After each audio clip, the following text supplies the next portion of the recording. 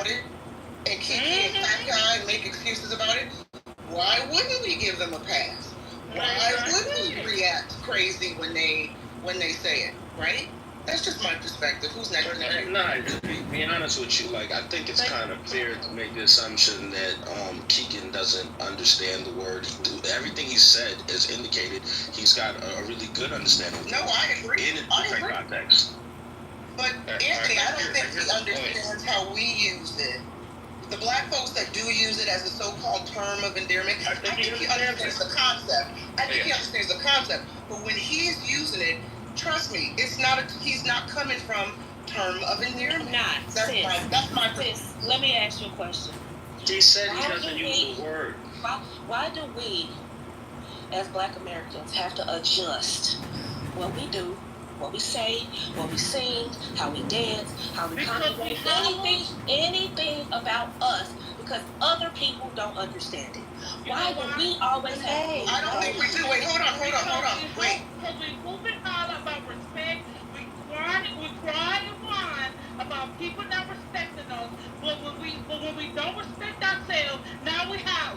Now we crying and wondering, asking questions, or why other cultures don't respect us. But if you as a black person can't take they don't respect me. They don't like my skin color. One mic. Ready, I hear you. Listen. Hold on, one mic. Who's that speaking? I see Renee and E off mic, but we can only hear one person. Let Renee land, and then E. Wait, no. I think Ready wants to go. And then I want to get in there now. Okay, hold on. I gotta keep a cue, y'all. Okay. I'm coming off years of smoking herbs. This group needs to stay going. This conversation needs to stay going, guys, for a whole day if we couldn't. This is really good. This is information. One mic. Wait, hold on, Renee, hold on. One mic on the floor. I didn't hear what she said. No, I was gonna say I gotta go. I gotta get some housework in today. So, I didn't know if you wanted to take it from here.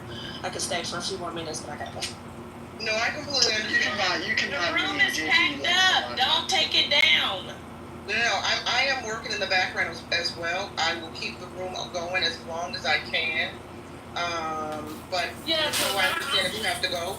But I know some people wanted to speak, so I'm going to give everybody a chance who wanted to speak before we shut it down. Unless some of our old school players, I don't know, Anthony wants to help run the room. I was just going to answer the lady, because I heard that question like 3 times. Why this and why that? I didn't even finish my question, so I ask that you don't answer it until I finish it, please. Oh yeah, Renee. Okay, wait. Hold on. Let's regroup. Pause. Hold on, because I want to give everybody a chance to speak. Renee was speaking, and then I think Reddy wanted to go, and then E. So that's where we'll go. We'll go Renee, Reddy, and then E. And then Brittany. Yes, thank you. And then Brittany, I'm gonna just say my last piece, because I gotta go back to work. But Eve, baby, I heard your question. You basically said, why do we have to adjust to people's liking and stuff like that? It's not about adjusting.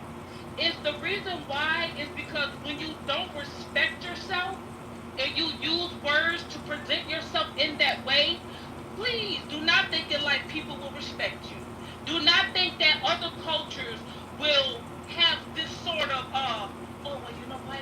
Let me just not say it, because no, if you think you a nigga, that's exactly how other cultures are going to present you that way. And please stop acting like, no matter if the white person used the ER or the A, whatever band-aid y'all like to have on it, it's not okay. And you know damn well that a large ratio of people will slap the shit out of that white person. And why is it that it's always a white and black thing? Y'all don't say shit to the Asians. Y'all don't say shit to the Spanish people. Y'all say shit to the Arabians and Pakistan and all that. There go nigga. Yeah, my nigga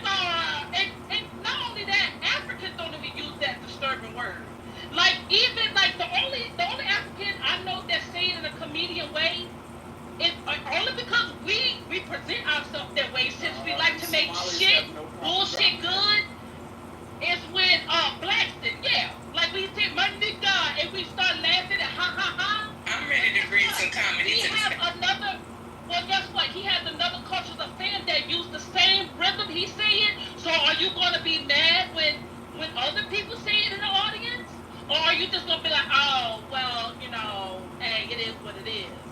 No, like it's giving Delulu. Okay. Eve, did you want to go? Go ahead, baby. Can I, and I'm sorry. No, wait. I'm sorry, we had a cue. Okay. Sorry, babes. It was Ready and then No, Eve. you're fine. And then Ready if you're there. Go ahead, Eve. I'm in the middle of something right now. Y'all go ahead. Okay, thank you. Oh, she left. Boo. Okay. That's a queen right there that left. So, I'll say this. One, I'm from St. Louis, right? I've been to New York, I've been in Atlanta, I've been in a lot of different places where cultures mix. I've never, ever been in a space where we allow anybody outside of ourselves to use the N-word. Not Asians, not Arabians, not none of them. And we have within St. Louis, we have, and I don't want to offend anybody, but within the St. Louis culture, right, we have what we call the Chinaman, which is our Chinese culture where we go get Chinese food. That's what it's called, Chinaman. They can't even use the N-word. They'll cuss, they'll fist that, whatever. The moment one of them try to use the N-word, baby, they ripping the bars off where the checkout part at. We don't play that. I don't know where we got into this mindset that, we let everybody else use it. Ain't nobody else. They don't want nobody to use it but black people. Two, what is nigga? Amongst us, what is nigga? Right? It has multiple definitions. So the fact that we're just screaming and yelling and saying that it's automatically a disrespectful term, knowing that we don't always use it in a disrespectful sense, it has multiple connotations. And I'm specifically speaking about N-I-G-G-A or N-I-G-G-U-H, depending on however you want to spell it. We're arguing with people that want to call us niggers with the hard E-R. We're arguing with them about us creating a word for ourselves and using it amongst ourselves, whether it be for endurement, whether it be because we cussing each other out, whatever it is, it's our word as a collective, as a black people, not Africans. I love my African brothers and sisters, but our experiences are not the same. They've said that.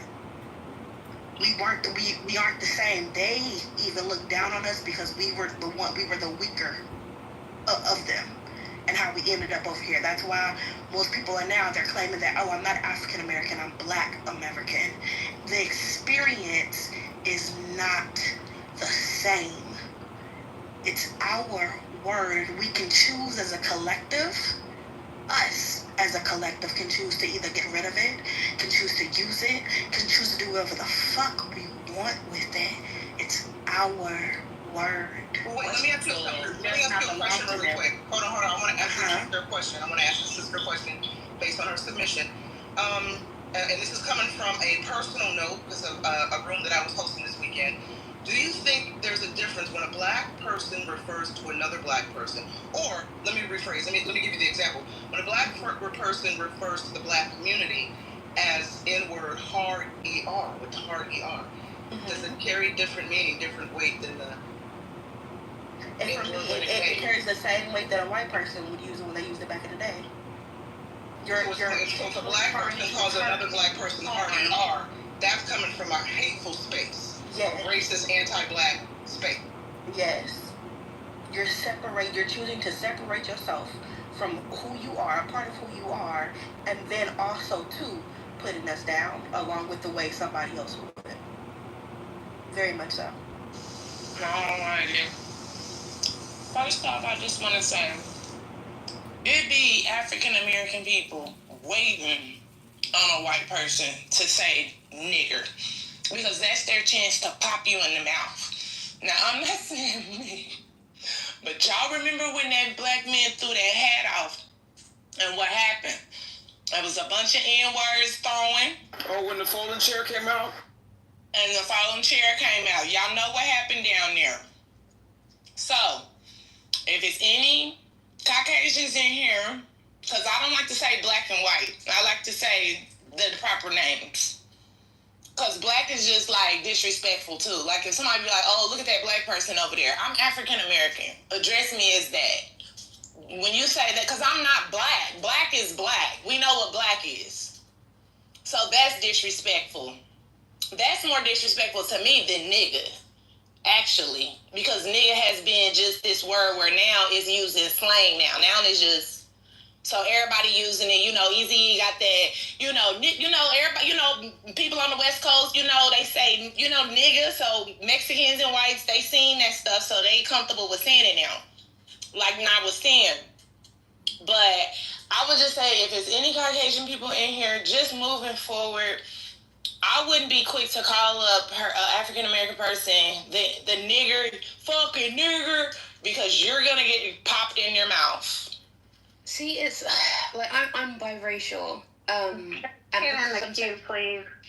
Oh, yeah, I got you, black girl, right after Alaska. Sorry. Didn't realize there was a queue, my bad. No, it's all good. Go ahead, Alaska, and then black girl. And let me jump in there.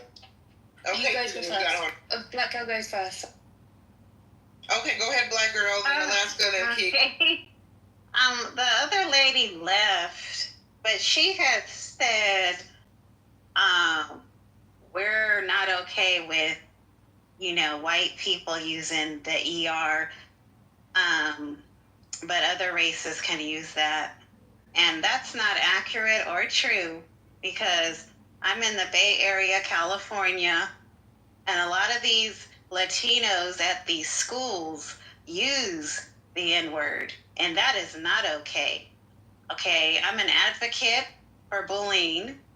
A child got bullied, got called all kind of derogatory racial names at school, and I am not for any other culture using that word at all, including white people, all races. You are not allowed to use that word and think I'm just okay with it. No, thank you. It's not okay. And a lot of these people who use the word on this app, I could guarantee you their ass would not be using the word live. Thank you, sis. Go ahead. Who's next? That was Alaska. I moved the conversation forward. It was Alaska. Yeah, no, I just want to say it's really hold on. Can I just say this? I'm learning something on the app, and I'll make this really quick, Alaska. And y'all, I know some of y'all think I'm trying to be funny, and truly I'm not. I'm learning on this app that there are a lot of white folks, seemingly, they're telling themselves they're into a lot of weird race play, foreplay on this app with black people. It gets them off. So they might walk up to you and call you the N-word because they want you to knock the shit out of them because of that weird racial foreplay shit that they into. They want to be degraded and talked down to on the stages and get cursed out. You never know what some of these weirdos are feeling and how turned on they are behind the scenes. That's a room, That's a conversation. Right? Room. There's a whole play. I've been saying this. Right? There's a whole Broadway stage play. A brother wrote it. I think it's called Sex Play or Slave Play. Oh, yes, Slave plays. Girl, bye. Who is next in the queue? Who is that? Alaska. Yeah. It's just I'm biracial. I've light skin, and because of that, like, obviously there are many other reasons, but because of that, I make sure that I am not saying things or acting certain ways, like in mixed company, because I know, well, I'm sure we all know how white people can be. But even through all that, and everything I've been through, and all the work I do for, like, black liberation and Palestine, whatever, I've just never had the inkling of that audacity of, like, well, I've done this, so I should be allowed to say, I don't understand. It's not going to get, like, I can't get a job over a white person because I can say it. I can't, like, there's no reason. It's very confusing to me, but that's it. Sorry, not really a point, just venting. No problem, Alaska. Thank you. Was that your land? Did you? Yeah. Sorry, yeah. It's Keegan and then E. You got it. Go. Yeah, so, I just am going to reiterate a point, which is, first of all, what I also have seen, again, this is through social media and just in my own personal life, is that in in conversations that tend to get heated and names are thrown out. I think that true, like there is this stereotype, whether or not you guys believe in it, it's true, which is that when you say a word to a black person, even if it's not the N word, right? Even if it's just like you guys are just disrespecting each other back and forth, a lot of black people are just willing to throw hands, just like openly, over just like bad discourse. And again, this screams just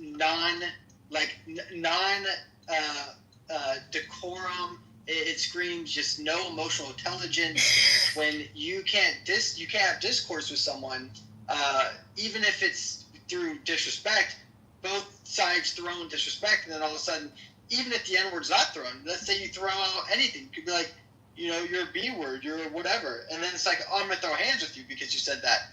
And again, I truly believe that black people are like, well, why are white people trying to police us? I think black people literally are trying to police white people. I think that they're like, you can't say this word, and if you do, we're gonna beat you up for it. And again, it's not like you guys have solved the problem. It's not like the N-word isn't still being used very highly. If anything, it just creates like this, white people are just like, okay, first of all, we know that this is the word. Like, no other group has a word that they're like, if we say this to you, you're gonna freak out. Oh, so, like, can we go back crazy. And forth? It's so just wait, hold on, let can you not go back and wait, forth? hold on. Oh, I'm sorry, Nicole. I'm sorry. I didn't know that was you. Nicole. Well, Nicole. no. Yeah, I just wanted to go back and forth with Keegan. So, Keegan, what context do you want to say nigger or nigga?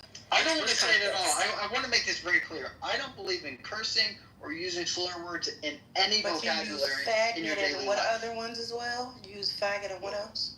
Well, again, I do have these are a few different words that have just now in the last few years become socially unacceptable. And I think that that's more of a debate on why they become socially unacceptable. They were unacceptable at the time as well. I will tell you that.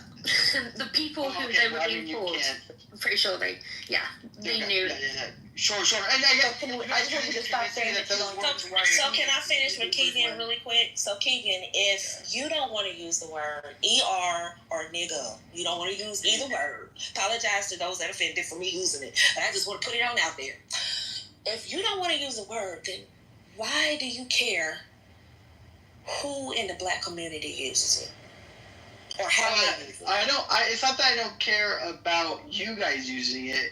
I care about the reaction and the vitriol they show white people, and it's just complete hypocrisy. If a black person calls you, stop right there. You're not fighting over it. So what context? I got you. So you mad that they use it and they get popped in the face. So now what context did they use that word, Keegan?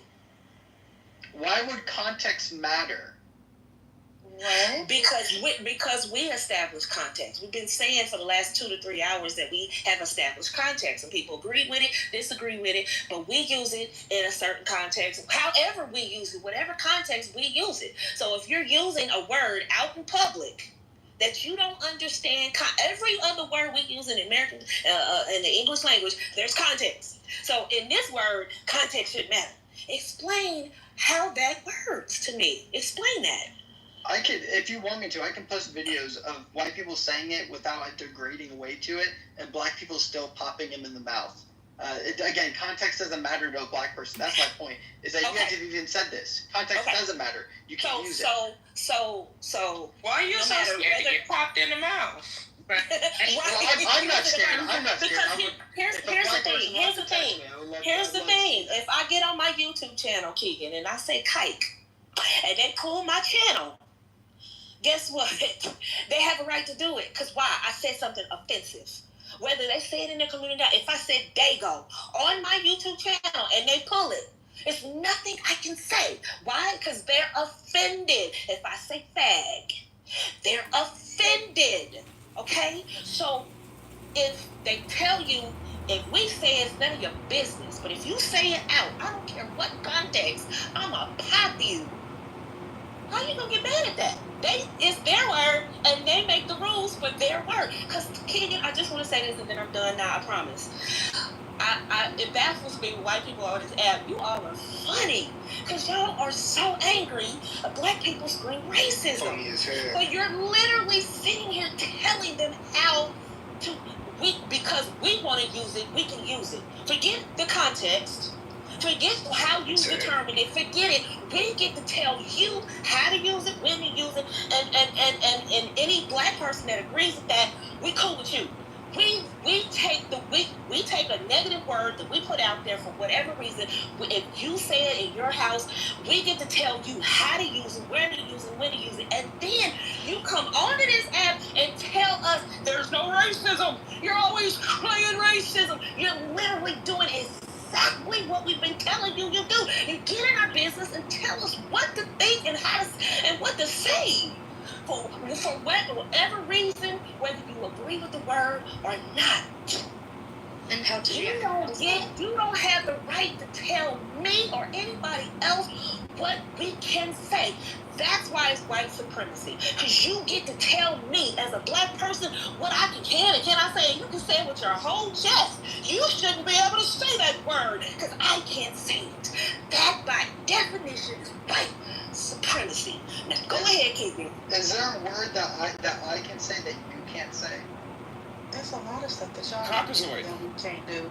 Okay, what you just said though. Is there a word though that I can say that you can't say, Nicole? I'm not going to my workplace, Keegan. Whether you agree with it or not, I'm not going to say white trash. I'm not going to say that. And I've seen some white people. I've seen friends of mine say white trash. I'm not going to say that. I'm not going to say that. I'm not going to say that because I know it's offensive, and I don't know I don't. You know what's crazy, Nicole? You know how that. It's You know how that. offensive, and it could possibly be offensive. Do you And know it's how just they being came a up with that word, respectful Nicole? human being. Nicole, do you know how they came up with that word, white trash? I read the book. Right. So it was coined by white people that didn't want to live around certain whites that couldn't act right. Absolutely, and even though they use that word, I'm still, out of respect, still not gonna say that word. Whether I feel it in my heart, like, oh, y'all calling us niggers, but look at y'all, I'm still not gonna say it because it is disrespectful. So what you're basically saying on this app is that we want to reintroduce racial slurs. Well, We want to racially slur you in your face and take it, and don't be offended. Is that what you're saying, Keegan? You already used the K word. I find that way more offensive. But no. Hey. Just me using that word. Just you using that word. Just me saying that word offended you. But we can say the N word. You're fighting to say the N word. But the K word. You want to shut that down, right? You probably gonna go to club out. Shut her down because she said the word. But you want to fight to say the N word? And then you want to claim there's no white supremacy. Y'all are funny. This is hilarious. One mic on Nicole, ladies and gentlemen. Let Nicole land, and then we'll pass the mic around. Let Nicole land. I'm done. It's just hilarious. We're just coursing back and forth. But Nicole, and I think you're just missing my point. I don't want to say it. I think that slurs just shouldn't be used whatsoever. And again, if you guys want to debate on other words being slurs, we can have that debate. But I don't think that slurs, especially racial slurs, should be used. I think that it doesn't help society move forward. It doesn't show any decorum to each other and respect towards each other. And that's why I think that white people, we find it socially unacceptable. I know that you guys think not. I think that during my 4th of July grill out, there were 0 N-words said. But I know that you guys think that in closed circles, white people are just saying Don't believe it. And I know, I understand that, but I'm just telling you guys that most of white society, middle class, upper middle class, we just don't say the word. And so, sure, white trash people use the word, but... Can you show me the study you found that from? Hold on. Let Keegan land. Hold on.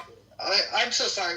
When someone says the black community does this and they're part of the black community, I have no knowledge. I have knowledge about the white community. I live in I'm white. I'm white. I'm upper echelon white, guys. I know what we say. We don't use that word. I literally didn't grow up with that word. You guys are gatekeepers. I agree with Keegan. Like, besides Clubhouse, I have never heard anyone use the N-word before. I'm glad that y'all have been advocate on not using it, but there are ones that do.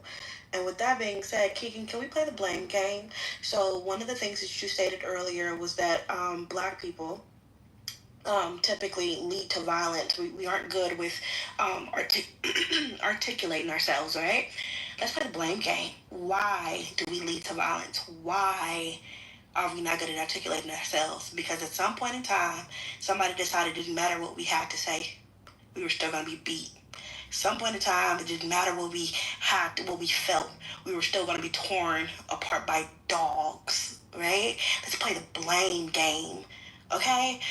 You can't keep trying to tell us what we should find okay and how we should deal with the trauma that we've have to deal with, right? Everybody does things in their own way. Y'all gotta deal with the consequences and the trauma of y'all's ancestors doing whatever and whatever the fuck y'all wanted to do to us. We gotta deal with the consequences of our people letting them do that to us, right? And within that, the black community wants to use the N word. They want to say nigga, because most of us are not saying nigger, we're saying nigga, and because they want to use that, y'all are upset. That makes no sense. I stand 100% with Nicole. You cannot, like, I get it. Y'all are the majority or whatever. Blah blah blah blah. Y'all have always set the tone and always set the rules for this America. But at some point, somebody's gonna say no. And that's the problem. Y'all do not know what to do when somebody tells y'all no. You don't get to have control over us. You don't get to dictate how we feel. You don't get to dictate what we say. That's a problem for y'all. That's y'all's problem.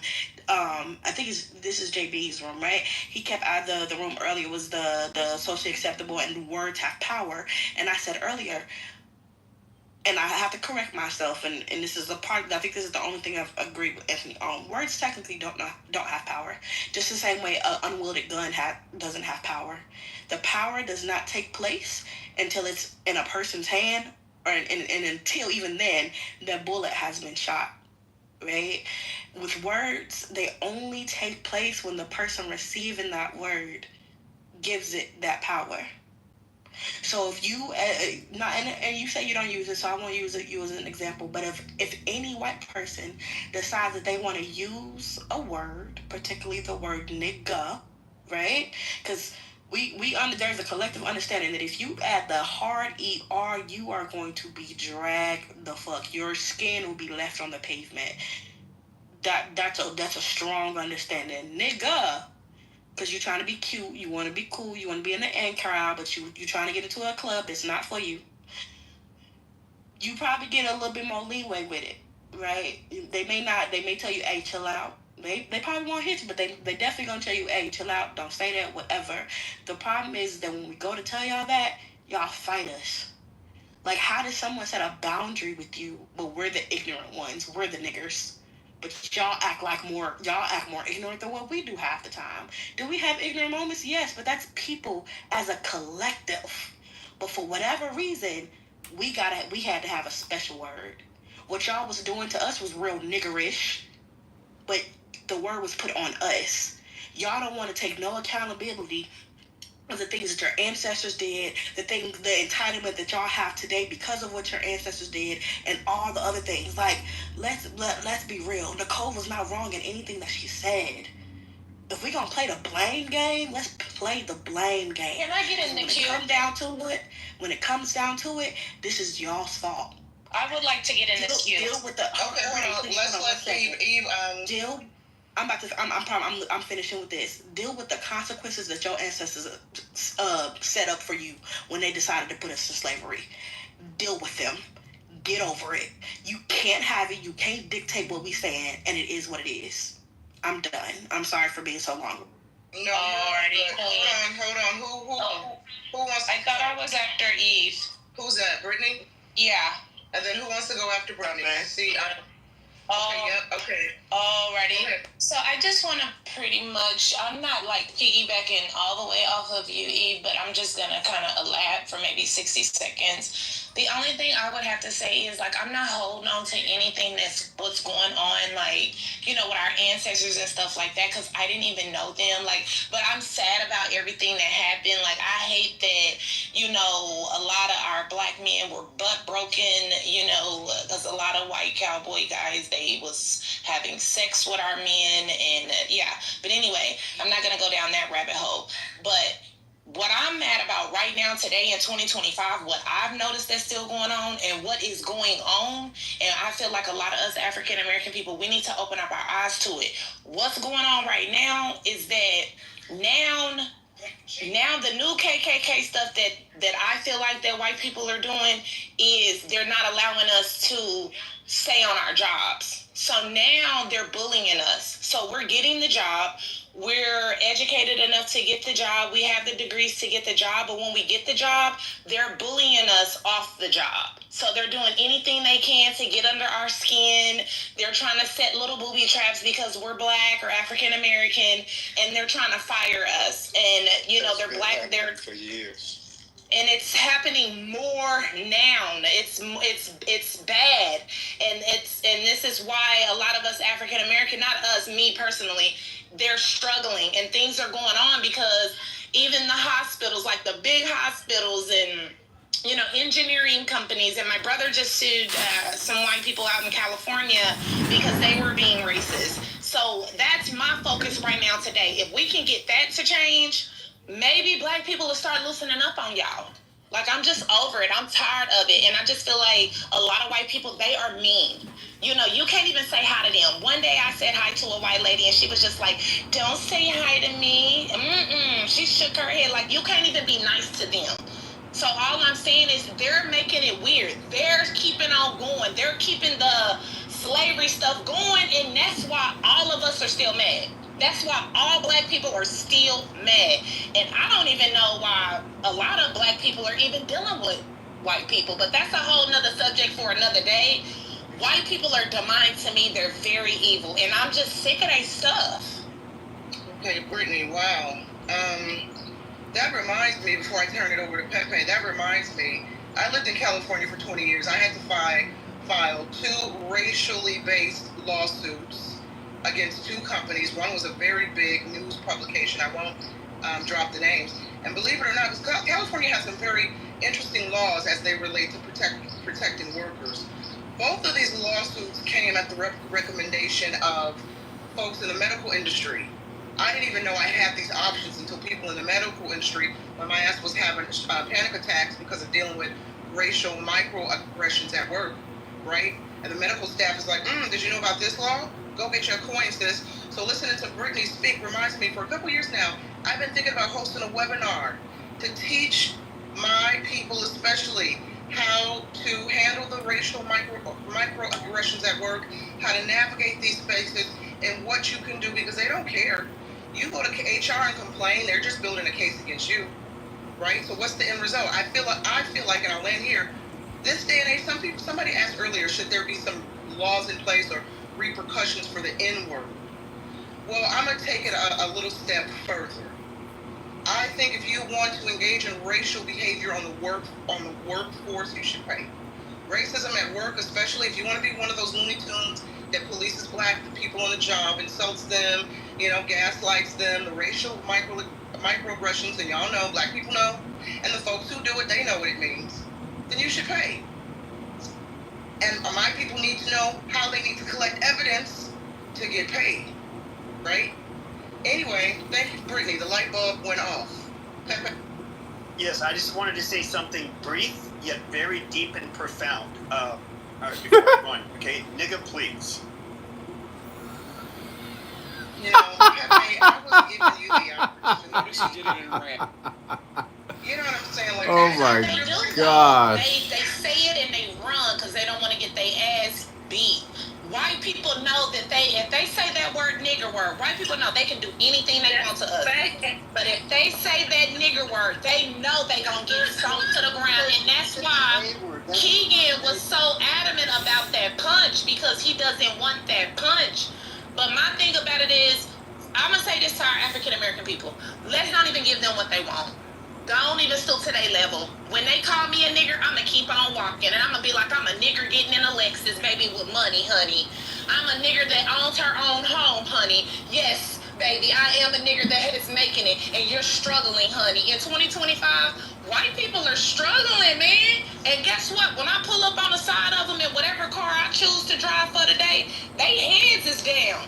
These mugs is jealous, man, because they silver spooned. They get things passed down to them. They don't even know nothing about working hard to get them bachelor degrees and all of that. Man, they be cheating. The mama be helping them, all kind of stuff. And they be hating on us because we really be working hard for our stuff. And when we get hired on these jobs, they do everything they can to try to get us fired. And that's my only issue today with white people. Like, leave me alone. You know, I earned this job. Brittany. It's because of DEI, Brittany. You only got that job because of DEI. At the end of the day, that's my spiel right now, Queen. I'm sick of it. I'm up against attack on my job. I literally work with majority of white people. And if I don't do what they say, you know, I'm going to be fired. You know what I'm saying? And it's just, you'll be seeing me. I be the only black person working hard. It don't even, it's barely black African American people at my job. And it's mainly them or whatever. And you just better be working. They sitting down, they on their phones, they laughing, they shopping, but I'm busting my butt, and I don't say nothing though, but I just don't like that. Like, why am I still being overworked on my job like I'm a slave, and then they're sitting on their phone? We all have the same degree. Everybody should be up and moving, but they're sitting on their phones. I even witnessed a white lady one day, she threw a phone at another coworker, and she was still able to keep her job. Like, they really have depression. They're dealing with a lot of stuff, and I feel like they take it out on us still because we strong and we know how to get through things. Brittany, like, times is hard for white people right now today. Brittany, I was being sarcastic, by the way. I didn't know. I was being sarcastic. It just feels good to know that a lot of white people are actually. It doesn't feel good. Like, I'm not like happy about it, but it just God is working because they're struggling. In today's society, white people are struggling.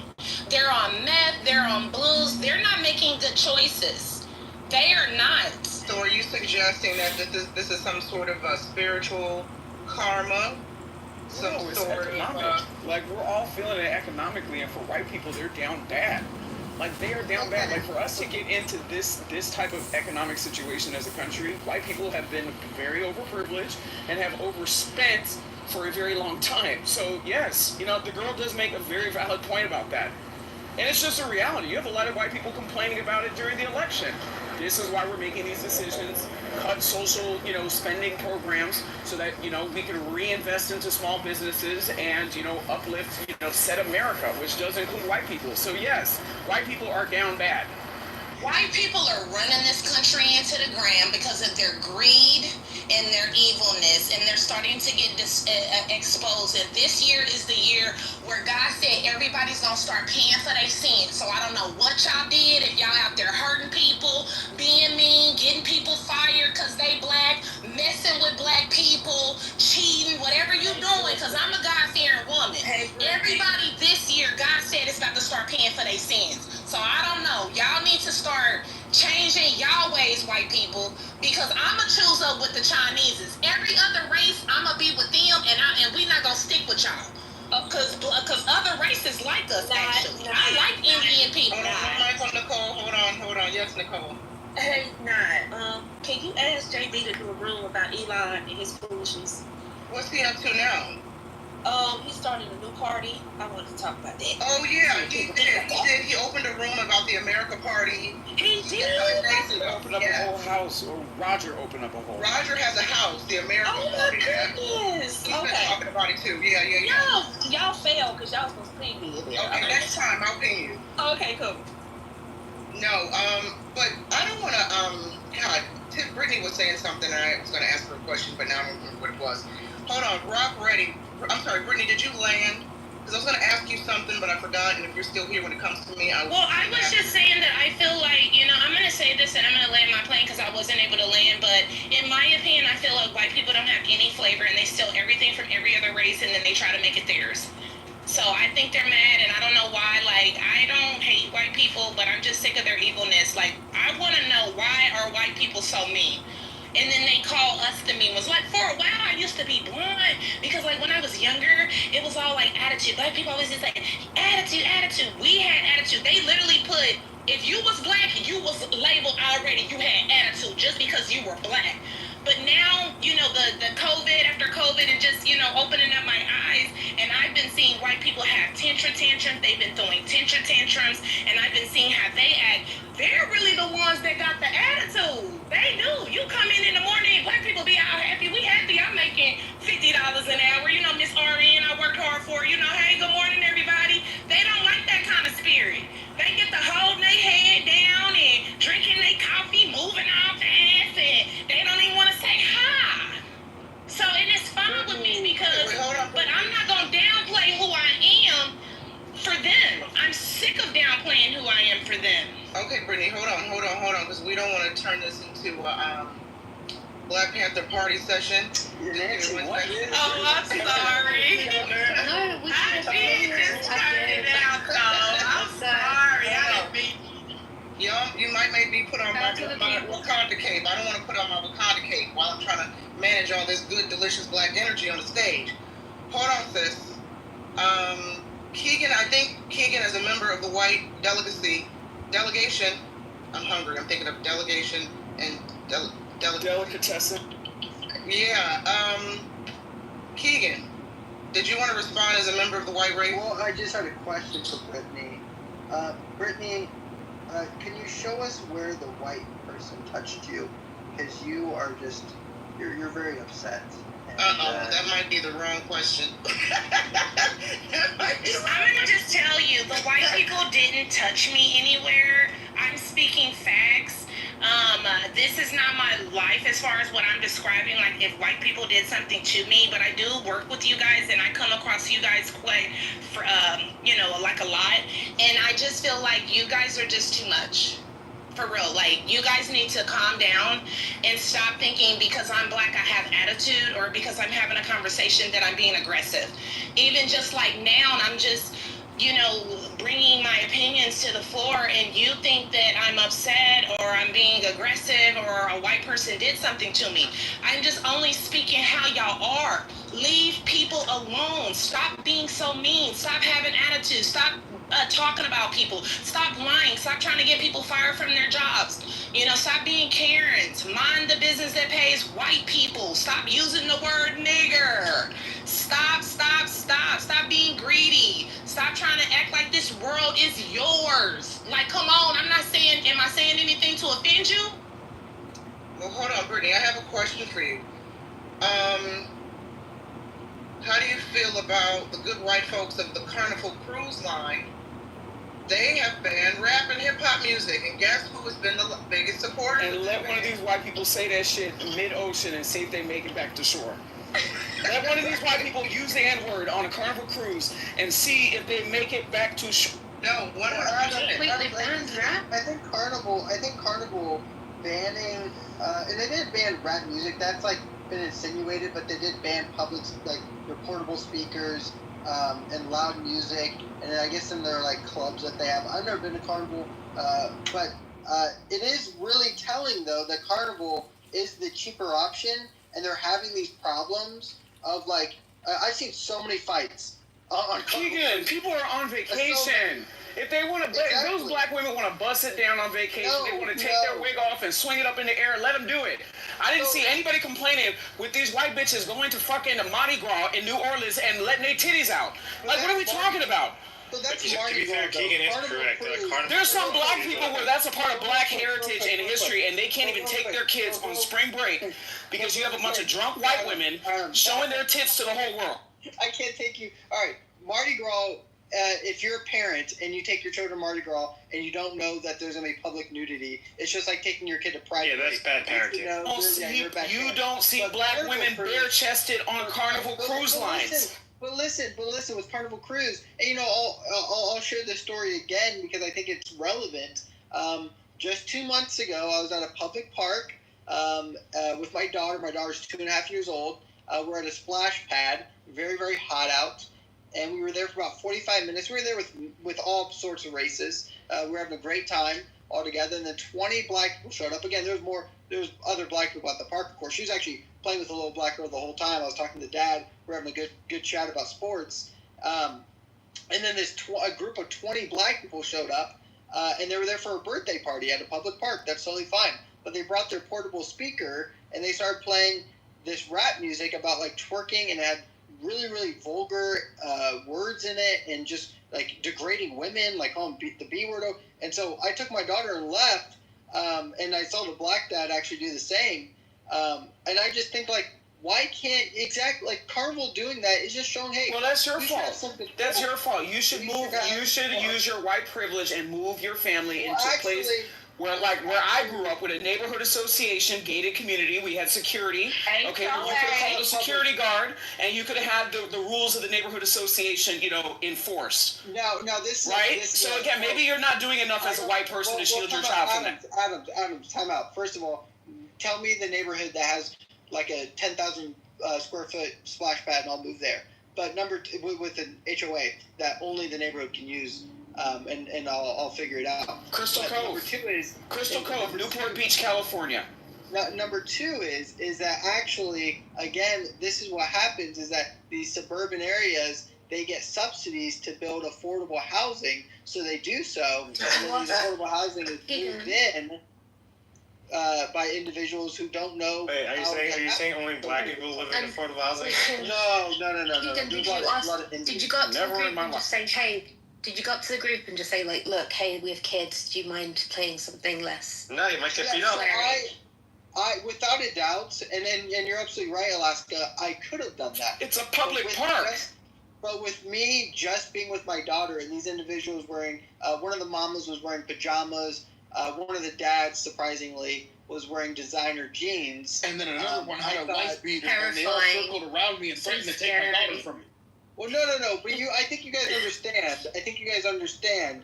Especially with a white man. If I went over there and I said, "Hey, can you guys turn down your music?" I didn't want in any type of way a confrontation. Keegan, move into a neighborhood like the rest of the upstanding white people where they have neighborhood associations. There's not one neighborhood. Okay, but you're going to a public park, and you're telling other people how they should be enjoying the public park. If you want to be able to have that say, then go to a neighborhood association, spend the extra money. My tax dollars is for this public No, park. but you're right, and they pay taxes too. And they pay taxes too. That's why they're busting it down in the public park.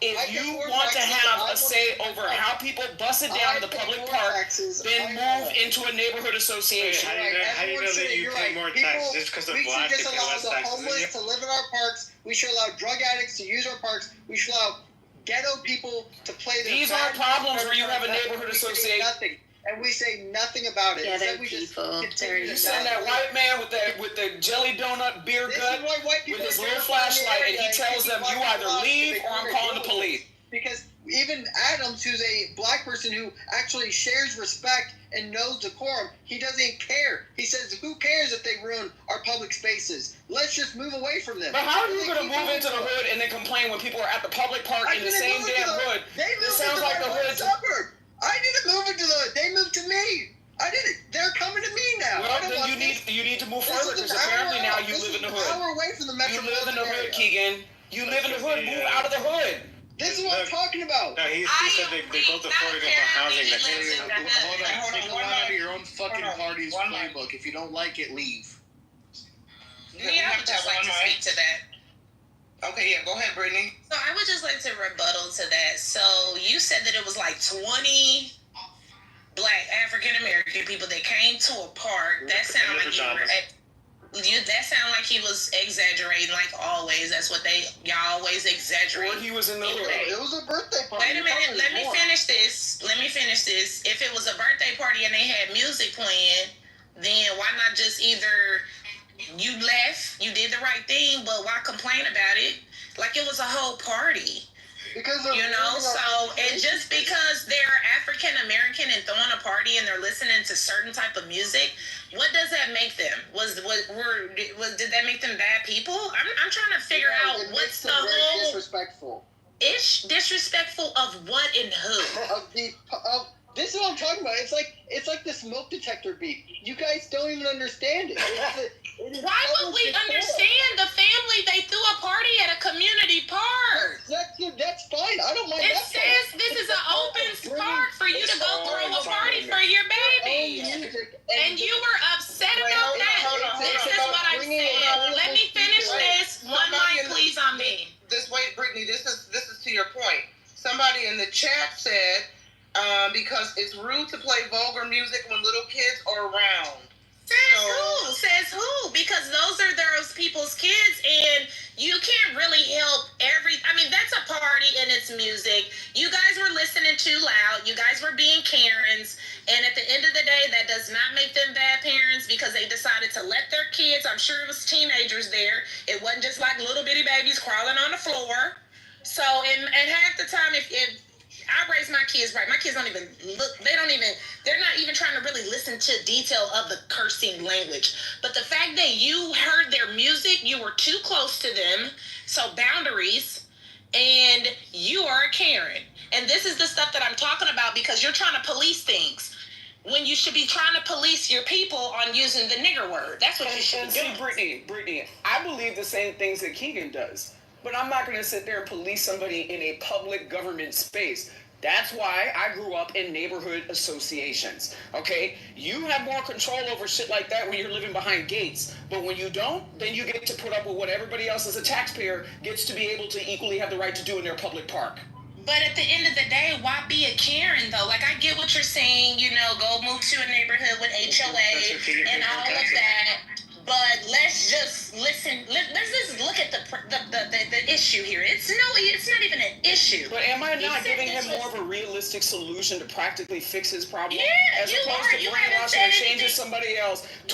Changing the minds of 20 people in a park versus explaining to him how he can do better and move into a better neighborhood. That's crazy. Exactly. So obviously he can't afford it. And then my thing about it is you're going to sit up here and complain about these people throwing a party for their babies when this is the stuff that I'm talking about. You guys look for any little thing to shame African American people and just want to have something to say about African American people. We don't say that when you guys are doing your motorcycle roundups and you guys got your jackets on and you're going around and you got your bats and you're beating people up at the bars and you're busting people's heads out and beating people up and going and finding black kids and hanging them in trees and things like that. But we do say stuff. But what is the problem here? All I see is a father trying to be a father and give a party to his baby, and I land my plane. Or holding drunken auctions in historically black historical sites, okay, just because they want to bust it down for Mardi Gras. Black people have really turned a blind eye for many decades as this disgusting practice continues to remain in place while they shame black women for shaking their ass fully clothed. Now, they may have body parts hanging out, but they're not butt naked, freaking slurping down beer and begging for plastic beads for sucking dick. Okay, so I don't want to ever listen to you talk anything about black women or to freak off. None of those things exist today, but you still have a bunch of drunk, slut, monkey white women that like to get drunk, do a bunch of coke, okay, lift up their bare breasts up onto a balcony just for some plastic beads. So I don't want to listen to you talking about... Adams, wait, hold up. Weren't half of those white bitches also just flashing their tits on Maury just for Maury beads? And Jerry Springer, see, you were too young to remember, okay? These white women, let me tell you something. People want to talk about how black women were letting out body parts and stuff like that. No. These white women were holding auctions for their bodies on national daytime television, showing their tits. They even took the shit to video cassette distribution. Jerry Springer, too hot for TV. You didn't see no black women on freaking Girls Gone Wild. Those were white women. So I don't want to hear anybody talk about black women in that regard if you're not willing to have a conversation about white women when they get a little bit of liquor and they're in college and all the whoring that they do for a bunch of plastic beads. At least black women are trying to get a bag. But your white women will give it up for some freaking colorful Mardi Gras bead. What throws me off is that the same bitches that love to say, oh, if you don't like it, then leave. If you don't like it, then just leave, forehead. Hey, Keegan, if you don't like the area that you currently live in, just fucking move, retard. It's not that hard. Obviously, he's poor. Obviously, he's poor, like the African American people he talk about, and he can't afford to move. Hold on, Brittany, guys. Let Keegan. First of all, this just happened 2 months ago. You don't think that there's already been conversations with my wife and I about living in our area? There has been. Number two is that this is happening at a broad scale. When you're taking white suburban areas, and because of metropolitan areas becoming gentrified, and black people are moving out and they're trying to find areas to live at, and again, this isn't black people only, because so wait, you just admitted they're being gentrified, so you're mad that white people are moving into black spaces, and then in return black people have to go to white spaces. No, you have to hear my point. You're not listening to my point. Again, I don't mind black people moving in. That's not what I have a problem with. I have a problem with these individuals not showing any form of. If I went into the hood and I started playing country music and honky tonk and literally racist music, the hood would be like, yo, this is our culture. If I started I don't know hood culture, but if I went in there and disrespected hood culture, I would assume that people would get mad. You're disrespecting white suburban culture when you come in and you have and there's no respect for decorum, and there's no idea of what we find acceptable. So you move into our communities, you don't know what you find acceptable, and then you go, well, if you don't like it, leave, and then we leave, and then you follow us where we left, and then we have to leave again, and then all that's going to happen again is that you're just going to follow us again. But don't you think that black people have the same grievances? I mean, if it's their house and they own it, so why are you complaining about That's what I'm saying. You're saying our communities? How is that your community? Just because you own a home and you live on the block right next door to me. Communities? Like, what are we even talking about now? So if I move in a community that doesn't have an HOA and it is a suburban community, you're not going to tell me how to do anything at my house. Thank you. Again, you come on my house, you come in my lawn, you mess with my family, that'll be the last time you mess with anybody's family. This is not the problem. The problem, again, is that this is a multi-million-dollar park that I spent tax money on. I remember when they zoned this. And we said, hey, your property taxes are going up. We're putting in a. You're mad that niggas are having fun in public on public property. Yes, I'm mad that those individuals are having fun, and it's disrupting the way that I'm teaching my child to be raised. I'm not teaching them to listen to any. Then choose another fucking route to take your raggedy ass child with. I don't know. No. We're not doing that, XG. We're not going to talk about his kids. Let's not do that. Come on. But again, and I think this might be truly the where the cusp is of where white and black people are. White people are like, hey, we don't mind you guys being in our communities. We really don't. Just have some decorum. Keegan, black people how dare you tell us to turn down our rap music? Keegan, number one, I do this for a living, and number two, okay, I'm always going to give you a practical solution. Okay, your practical solution to raise your children in the bubble that you would like to raise them in is to move as far away from black people as you possibly can. And I support you on that. I really do. I'd rather you have a productive, healthy environment to raise your white children in so that they don't develop a bunch of social problems and start antagonizing, later generations of my family. So again, if that's a solution that will make you happy and comfortable as a father, then listen, I will ping you into a private room and we can talk about neighborhood association crime rates, okay, and find you an affordable place to move to where you don't have these problems. Like, you really should look at the bigger picture. Are you going to spend the practical time complaining about this shit and shielding your child from this unnecessary bullshit, or more time enjoying your life with your beautiful family in an ecosystem that's congruent with your values? Again, an HOA can't, the idea that this stops it just doesn't. And that's true, Adams, that anyone can afford an HOA. Just because, here's the thing. As you guys have said, you guys don't have a problem with rap music being played in public spaces. That means that a black person making $150,000, $200,000 who can afford an HOA will have the same.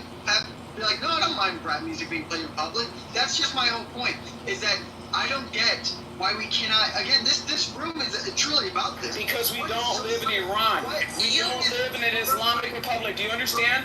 People have the ability to play country music in a public park. They have the ability to play rap music in a public park. They have the ability to play whatever the hell they want to. Okay, it is a public park. They pay taxes. They're not breaking the law. To solve your problem, which I'm starting to really question, is it a problem of the environment, or is it a problem with you wanting to be ideologically right? Because if it was a problem for the environment and you wanted to correct that issue, as big of an issue as it is for you, then you would take my very sound advice, my very sound professional advice, and relocate your family to an ecosystem that's more congruent with your values. He can't afford it, but to answer to piggyback on what he was saying, Keegan, at this point, if you're watching TikTok and scrolling and doing all of that, and you're doing dances to things that are cussing and stuff like that, then you're still a part of the problem. You need to stop That's it. the point, is I don't. And I don't get why we have to be in public. I truly just believe that we should have social standards, just like every other country. We're not robots. We're human. Hold up. This is the same person that comes from the party of telling people that everyone's a fucking snowflake. But apparently his own child can't even handle hearing a fucking cuss word every now and then from one song without the bubble being destroyed. XG. So again, this goes back to my point, Keegan. Are you more interested in finding your solutions being ideologically right towards a correction, and an unreasonable correction of the many different people around you? Because even if people were on that same boat of making that social change, the change is scaled. It doesn't happen overnight. So your kids may be in college and parents themselves before you get a colloquial understanding that park may not be the place where people feel it necessary to be playing that type of music. So again, I feel like you should have better time spent, and you're doing yourself and your family a disadvantage if these things are so bad and such a negative influence in not seeking alternatives as opposed to complaining about it towards no end. Because you're literally trying to mop up the ocean. You're trying to mop up the ocean, bro. I'm not gonna lie, Keegan, it really sounds like a bad neighborhood. It sounds like a neighborhood full of meth, booze, fentanyl. Like, why would you even come in the room and tell us anything about that? It sounds like the area you're staying in, it's unsafe. Let's let Mother get in there. Go ahead. Okay, so I was gonna say, I mean, part of what Keegan is saying, I don't fully disagree with, right? Like, there's certain areas that require a certain level of decorum, right? Regardless of, and I also will say, like, I think a lot of times, like, there's an association of, like, black people and people of color with poverty, and it's like, if you really hang out with people of color who are making 170, 200,000, they are not acting like the hood rats that you see in the south side of Chicago. Thank you, Nicholas. Like, they're polished, clean individuals. They're not going to be blasting music, like, and doing all that riffraff. This is not how they operate. They get social pressure within their economic class to conform to certain standards. So they just don't behave like that. So I do think that part of it is likely, where you're at, but I also don't disagree. Like when my parents moved up the economic ladder, they moved us out of an area that was obnoxious. My dad wanted peace and quiet, so he left the Miami for that reason. Guys, I have a question. Keegan, I have a question. Well, real quick, okay, hold on, Keegan. Wait, you're in the Matrix. Keegan, can you hear me? Hold on. I have a question. Hold on. Keegan, I'm sure you are familiar and this goes to your point about playing music in loud spaces, et cetera, especially if you're black and you're around white folks. So, Keegan, I know you know what the bat signal is, right? Why the bat signal, Batman, why the bat signal is used. Why it's used. Okay, everybody knows the bat signal, why the bat signal is used. Keegan, support, and I like a diverse social group, Keegan, right? I don't discriminate against anybody. But Keegan, if I moved into a respectable, as they say, white community, and I want to know who the ratchet whites are in the community, the whites that are about that life, the whites that are down, the whites that probably started off rough, maybe they were raised on the opposite side of tracks. Their play grandma was black, and she introduced them to chicken and greens and potato salad and macaroni and cheese and seasonings and flavors during the holidays. And of course, as they've grown up and made something of their life, they have moved into more appealing accommodations, white neighborhoods. So say I'm living among these white folks who are down with the brown, as they say. Can I not blast my rap and ratchet music out the bedroom window, like a bat signal to lure the down-ass whites who I want to do some hood rat shit with? Is that not socially acceptable these days? rap music as a backseat. Yeah, I mean, I'm not even gonna really entertain this, but my point is first of all, I want to make this really clear. Where I live, 95 to 97% white. This is not. I do not live near a metropolitan area. This is the suburbs. This is mostly small town suburbs, right? But again,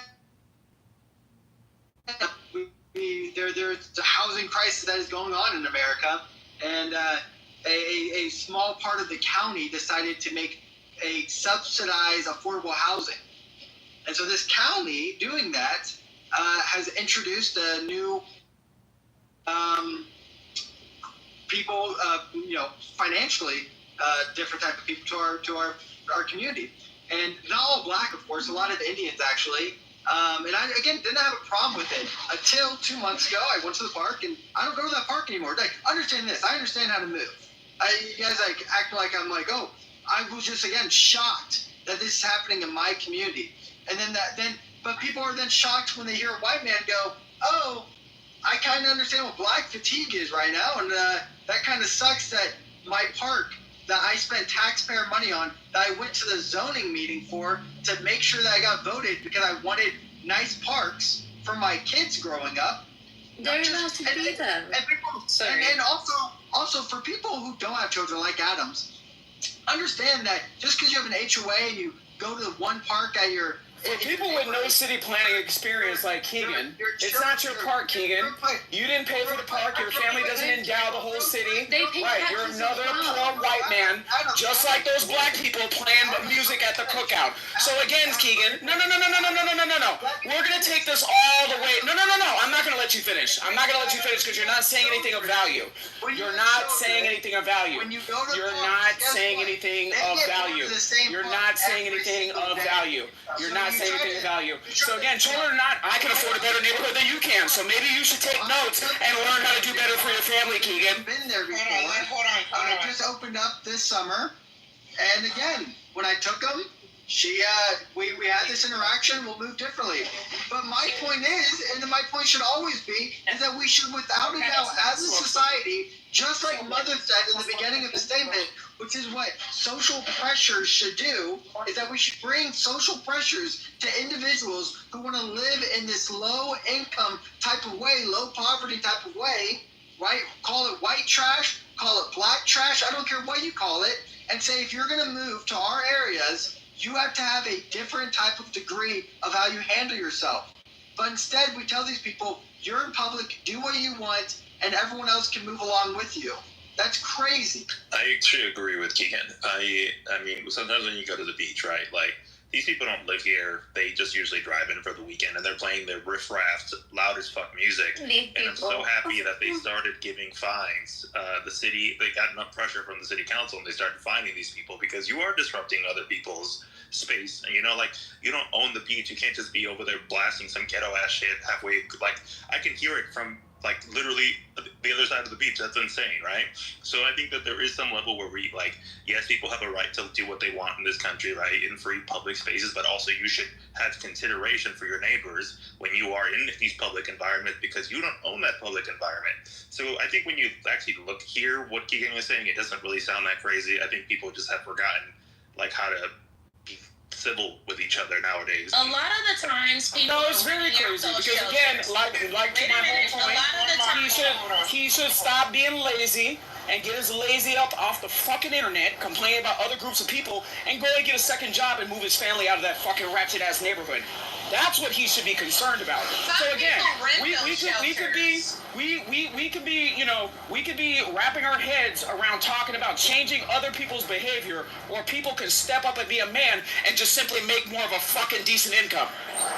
Yeah, I don't think this is all solely income-based, right? Because there's only a certain amount of parks, certain amount of the locations that you have in a city, right? Regardless of which part of the city you live in, right? You're going to interact with people of different economic classes, regardless of where you live, Like, when he provided more details, I'm like, oh, okay, this makes more sense, right? But that's all. I hope you guys are having a wonderful... I want to ask some of my black voices on the stage and in the room a question real quick because it's got me to thinking. And I often use this as an example. as we push back and we have these conversations with mixed voices, you know, black and white, and I know it gets a little heated and spicy, right? And some folks don't like when white folks weigh in on these discussions and vice versa, et cetera, et cetera. But I don't like when lazy, complaining white people weigh in on these conversations. If you want to ping Grant Cardone and other white people of higher value that don't complain about inflation, that don't complain about the cost of living, or don't complain about struggling, then I'm willing to hear it. But this fake country trailer park bullshit, like I said before, there are different degrees of an insult that you should take from people who call you the N-word. If you're talking to a bunch of people complaining about buying their kids soup and people bumping music up in a park and don't have the autonomy over their own fucking lives to move themselves into a better situation, we most certainly shouldn't listen to their critiques on race. But I think people are jumping on his neck because... Wait, okay, no, go ahead, Mother. Go ahead, and then People are jumping on his neck because, first of all, Keegan doesn't have a great reputation on this app. I'll give you that. But the second thing is, like, if everyone's assuming that this is strictly a black-white thing, like, there are, like, my dad hates other Dominicans who are ratchet and obnoxious and loud and do that similar ghetto-ass behavior. So he hangs out with wealthier Dominicans because we are upper-class people, right? Like, it doesn't have to be strictly in the U.S. black and white context. Like, what Keegan's saying doesn't sound that crazy to me. I guess that's my... People should be able to have fun and be free. I'm not saying like free, like just going around going crazy. But like if I'm in my car and I'm listening to music and it's loud and you look over at me or you put your head down, don't do that. Let me be happy in my car. Let me be happy at the park too if I got a little boom box or a little Bluetooth speaker or something like that. Like stop judging everything every other race does. Watch yourself, judge yourself, because I'm sure you're a sinner and you're not perfect. Just go to fucking Europe. Just go to fucking Europe. Go to like Switzerland or some shit. Denmark. Find something nice over there. Like that's about it. It's really that simple. If you're tired of black American culture, just go somewhere where no fucking black Americans are. Oh, he's gonna be complaining in Europe about all the Islamists, you know, praying 5 times a day in that park. Yep. So, you know, it is what it is. He's never gonna be So, he's privileged. You hear what he's saying? He's talks now. But he's not, because again, he can't move into a neighborhood association. So again, you can move into a condo and still be in a neighborhood association. So to me, it's like, listen, you're just simply not doing enough. You're not doing enough. You're not doing enough. It doesn't matter. It doesn't matter, Keegan. Keegan, it does not matter. It does not matter, Keegan. It does not matter. It does not matter, Keegan. Does not matter, Keegan. Does not matter, Keegan. Does not matter, Keegan. Does not matter. So again, at the end of the day,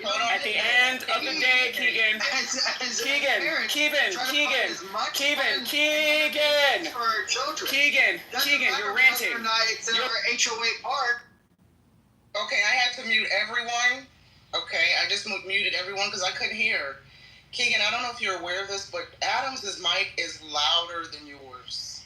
And so when you guys are speaking at the same time, the only voice we can hear is Adam's, and yours is very, very, well, I shouldn't say very, but it's low and slightly muffled. So we have to have one mic. We really do. So let's let Adams land, and then Keegan, you go ahead. Right. So, again, you think that the inventory in suburbia is just occupied by people living in single-family homes with families? No, they're not. They're people who have earned a certain income to avoid having to go to the park, okay? People play basketball at the park, right? People take their nieces and nephews to the park. Okay, people have their own family gatherings at the park, Keegan. So again, you're not the only taxpayer on this stage, and you're crying, quite frankly, like a little bitch. I personally have bought and sold many homes, right, that I did not have a mortgage for as a taxpayer in neighborhood associations. So Keegan, when you want to get to my level of being able to decide where you can live without having these type of annoyances, then come and have a conversation with me. But you're stuck where you're at, and you're stuck where you're at because you're flapping your gums as opposed to getting a second source of income to get your family out of that situation. Again, if I wanted to, first of all, I don't even live in a neighborhood. I mean, I'm speaking as someone who lives on the countryside with property. But for everyone to understand this, is that when I want to go experience my community, right? In my community, I would say is a 10 to 15 minute drive. If I'll be able to drive 10 to 15 minutes and just be able to experience everything that my tax dollars is going to. And I get the Adams like, well, you just move into a into an HOA and just. But I don't think he has. People with children will tell you this, which is that.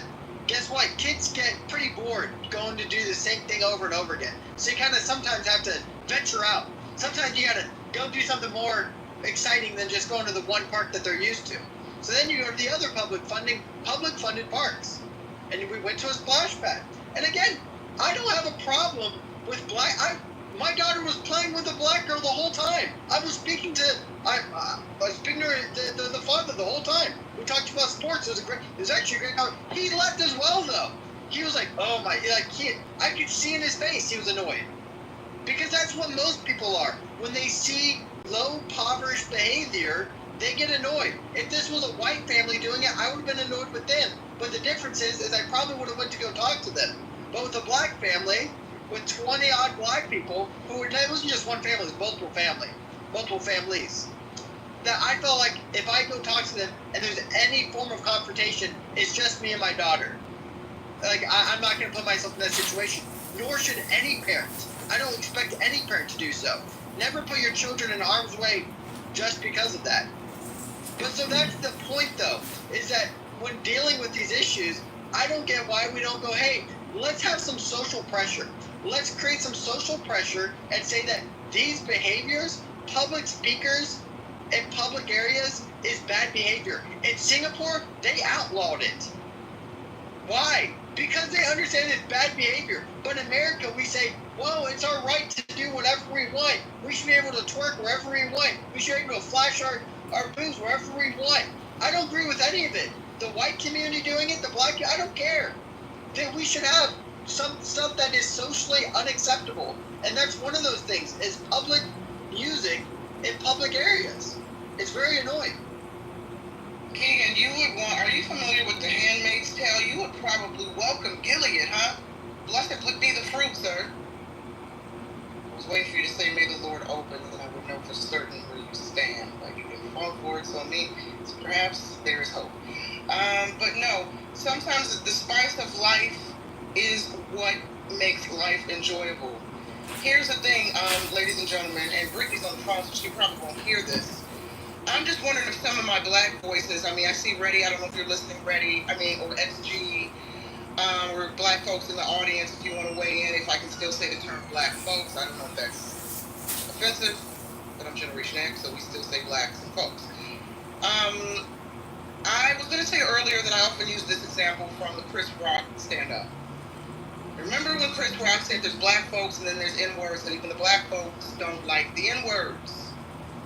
The black folks want to get away from the N-words. Is that what we're hearing?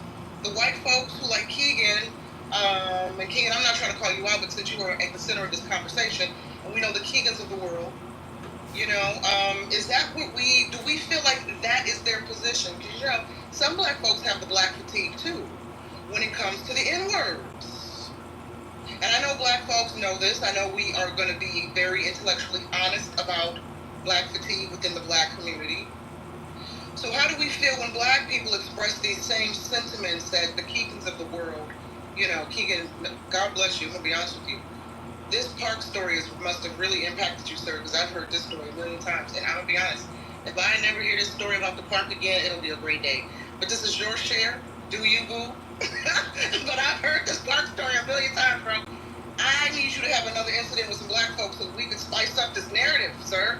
Well, it's my most recent incident. I have more incidents, but it's just to show. And again, when I mentioned the story, though, it really does show the difference. I said I believe it's just disrespectful, inconsiderate, and it shows no decorum for public life.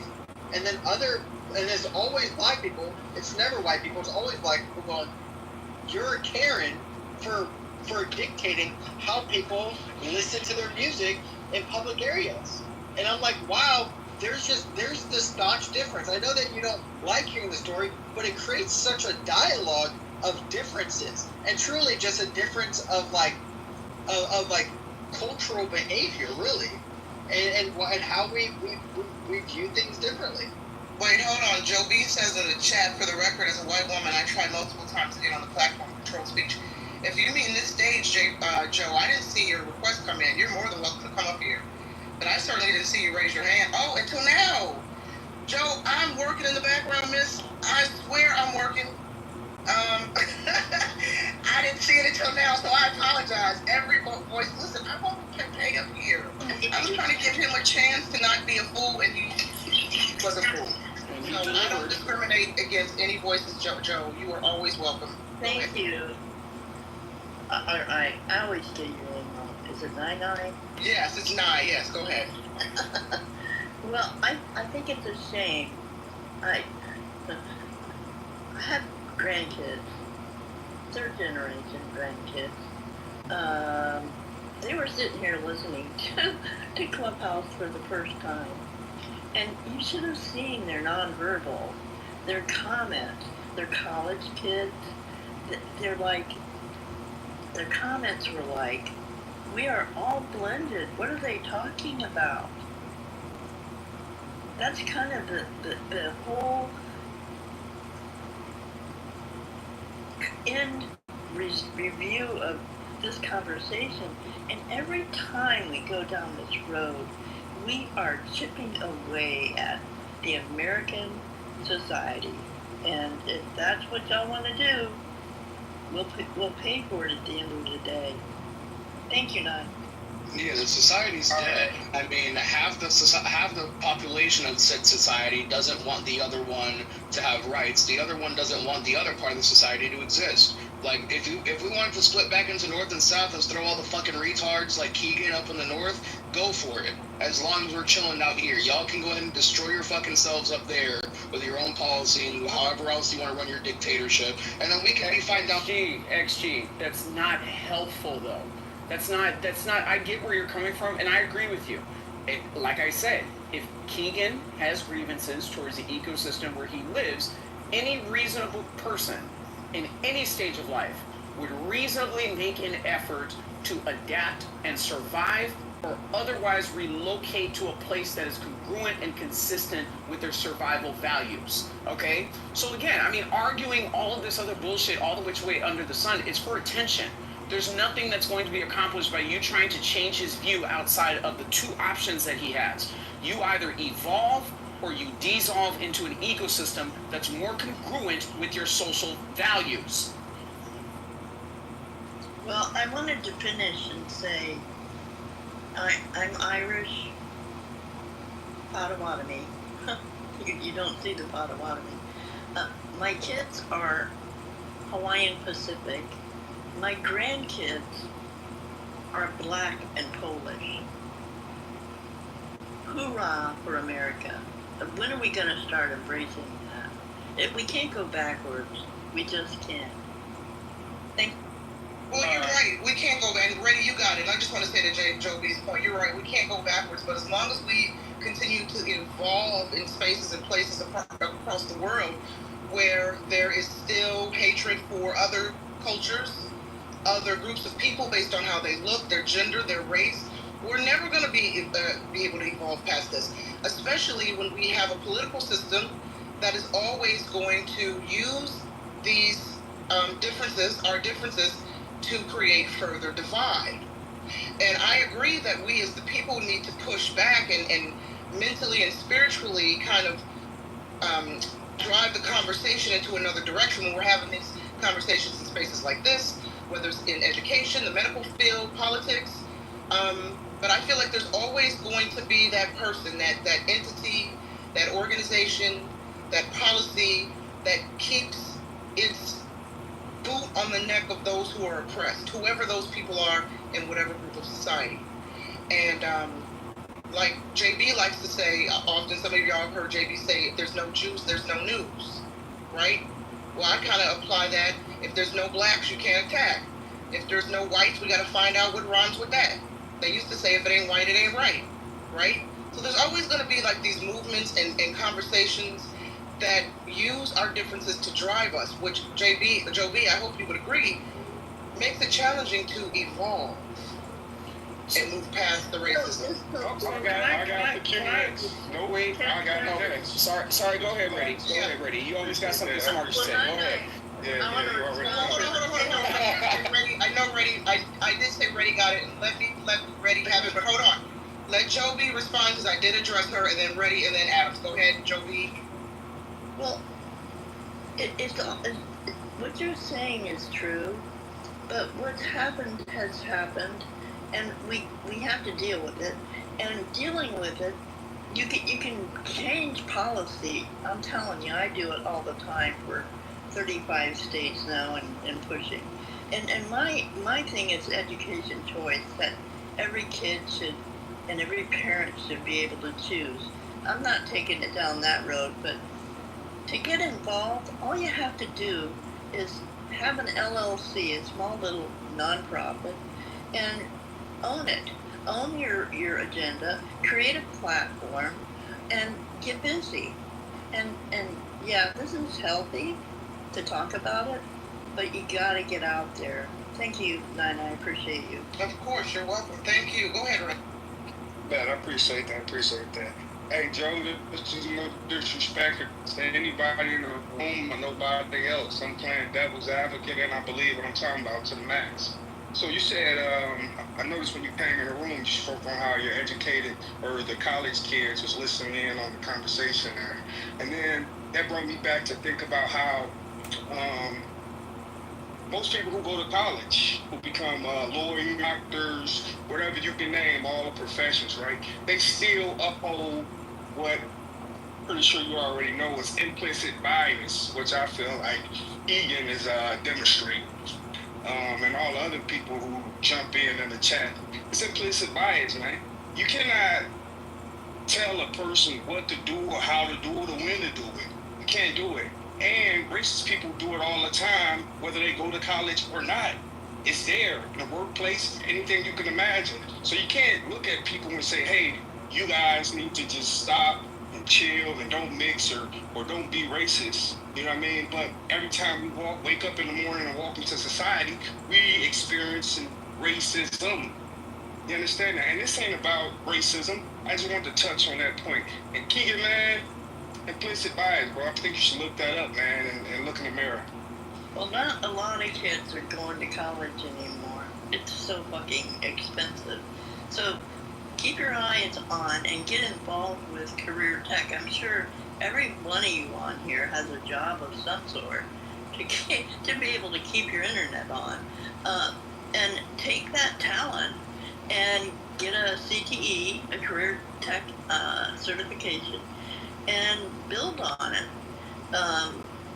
There are so many options today, it's not even funny. Thank you.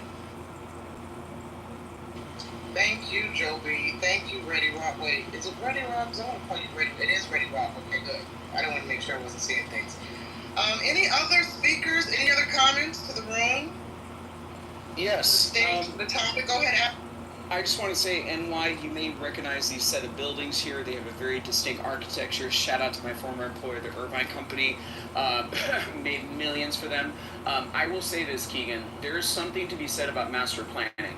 And Donald Bren, the owner of this company, developed the concept of master planning coming from the Mission Viejo Company into the Irvine Company.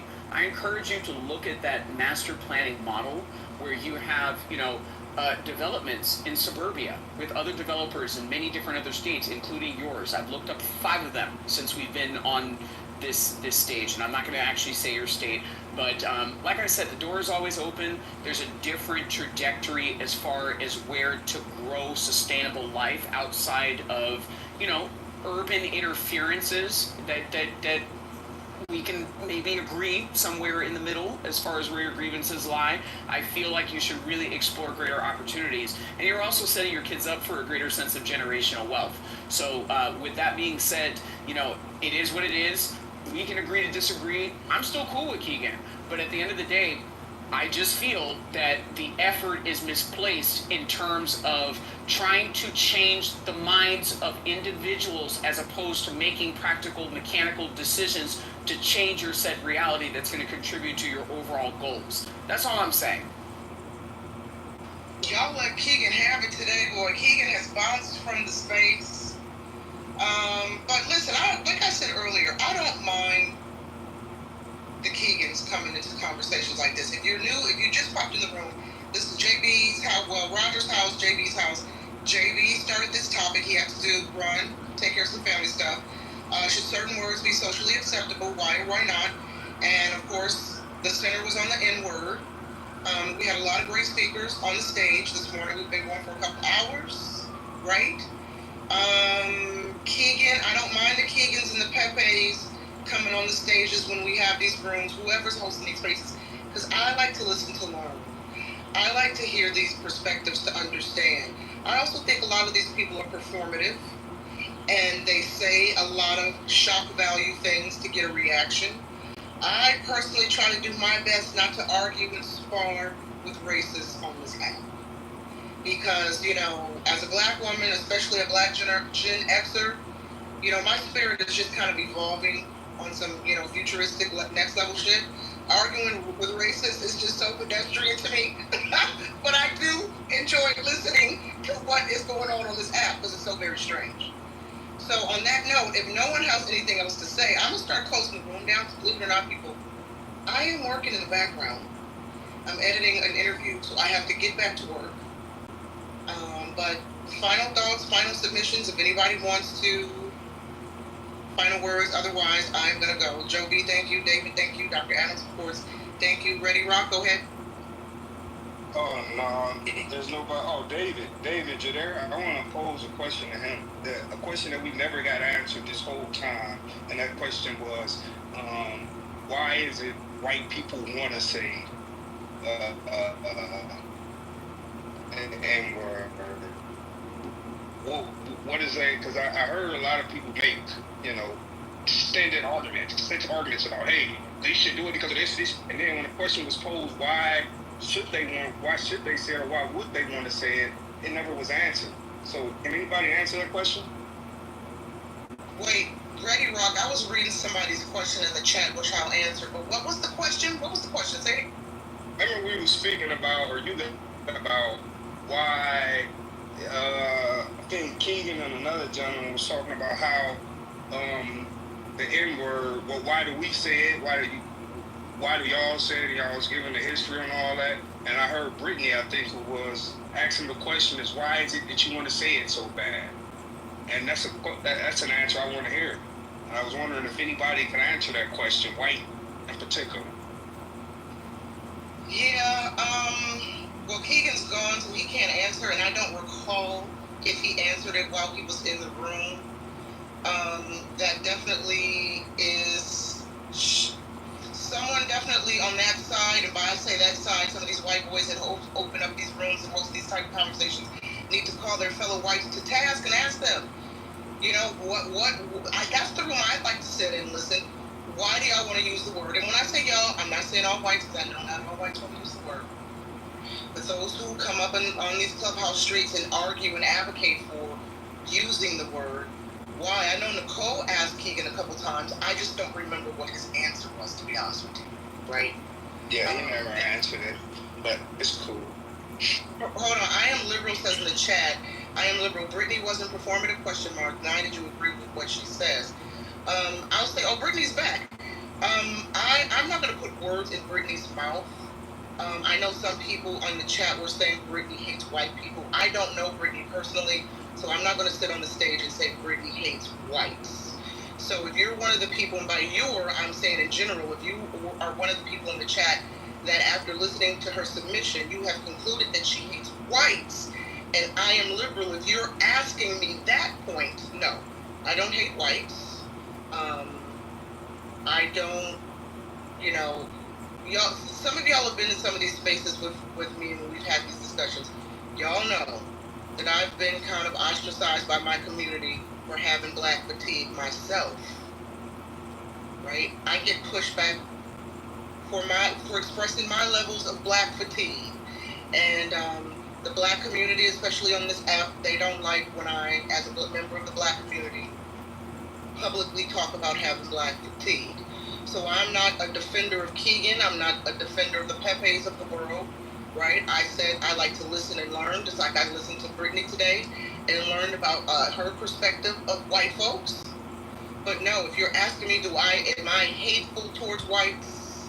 Do I think whites are evil and demonic?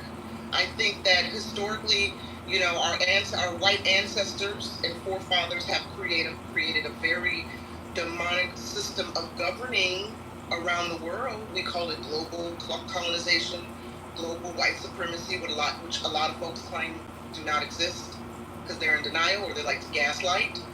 But do I think that this global system of white supremacy and oppression, that all white people uphold it and look down? No, let me just say uphold it. No, right? Do I think that all white people are white supremacists and want to keep black people down? No. So that's the best way I can answer that question. And I am liberal. I know you've been in these spaces with me before. I think you know that about me by now, sir or madam. I don't know if you're a man or a woman. It doesn't matter. But I think by now I think I've made myself clear about how I feel about these things. Yes, go ahead, Ray. Quick question for you. You said, do you think all? Of course not. What's the percentage you at though of white people?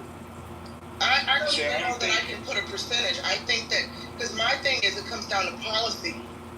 How is our community oppressed? What oppresses us? That's the questions we have to sit down and ask. How are we oppressed, and what oppresses us? And the number one thing on my list is policy, and policy starts with the people we vote for, the people who are in office, the government, right? And so do I feel like my white neighbor, for instance, or the white folks who live down the block have a hand in oppressing me? Absolutely not. It all comes down to policy. Right? Like, let me give you an example. A couple weeks ago, I had jokingly said, but I wasn't really joking, that I said to the room, it was one of these healthy debate spaces. I said, have y'all ever been in a white neighborhood? Have you ever driven around white neighborhoods and seen how they, you see how they have better stores, a vast array of food options.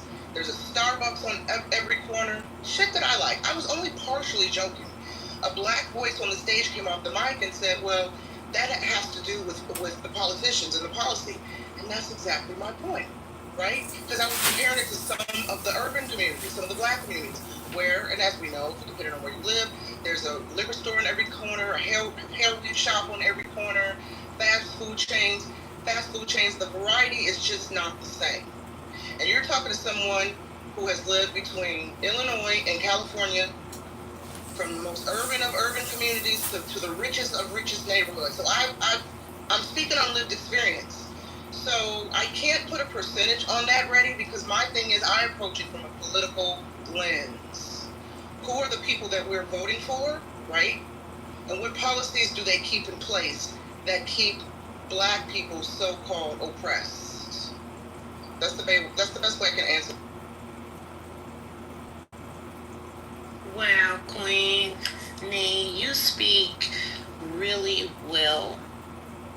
And you're very informative and you're super educated, and I'm just very proud of you, and I already know you walk in your power.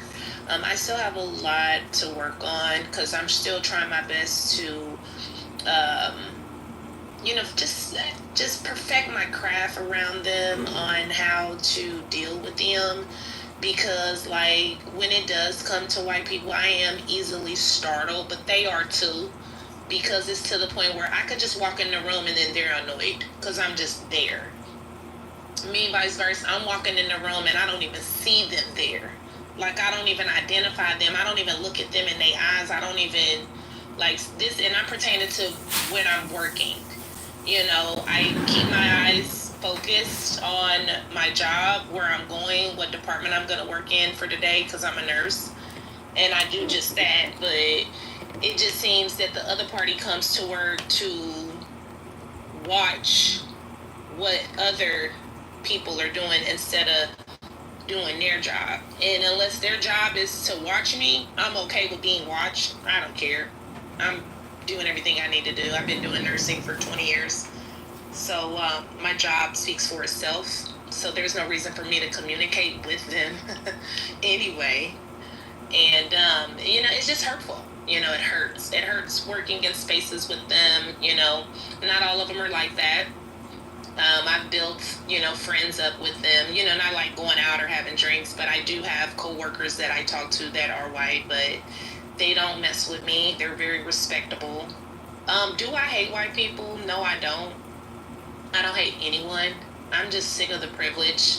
I'm sick of the condescending attitudes. I'm tired of the I'm better than you type, just, you know, walking in the room like they're like this is their world. I'm tired of the you know, the Karens watching me, you know, just because I'm black they think I'm gonna do something or I might steal. Overall, I'm just tired of being treated less than because of my skin color. I haven't done anything to anyone that is white, never in my life. And I don't understand why they're like this.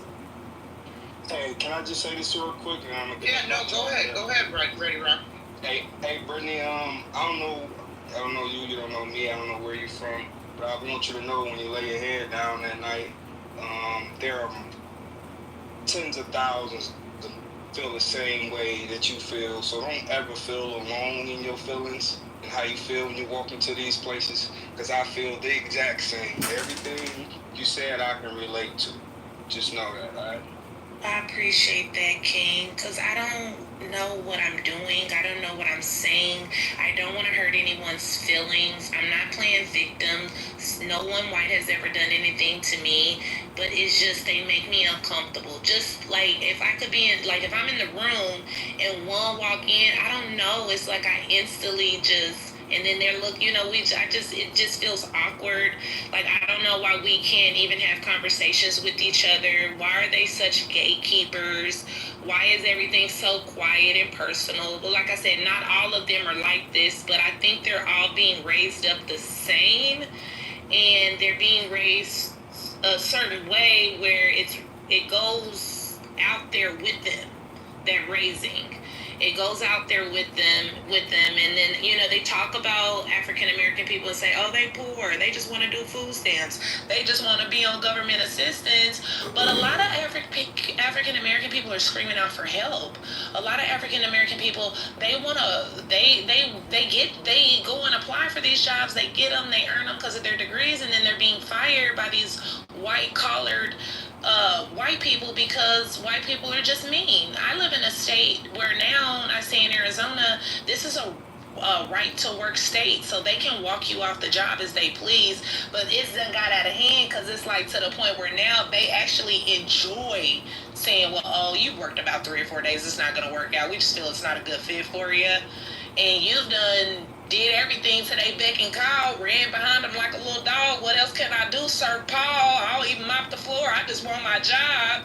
And they like, it's like a, I don't know, it's like they get some kind of good feeling on just firing a black person, African American person, and making sure that, oh, they go back to being broke and poor.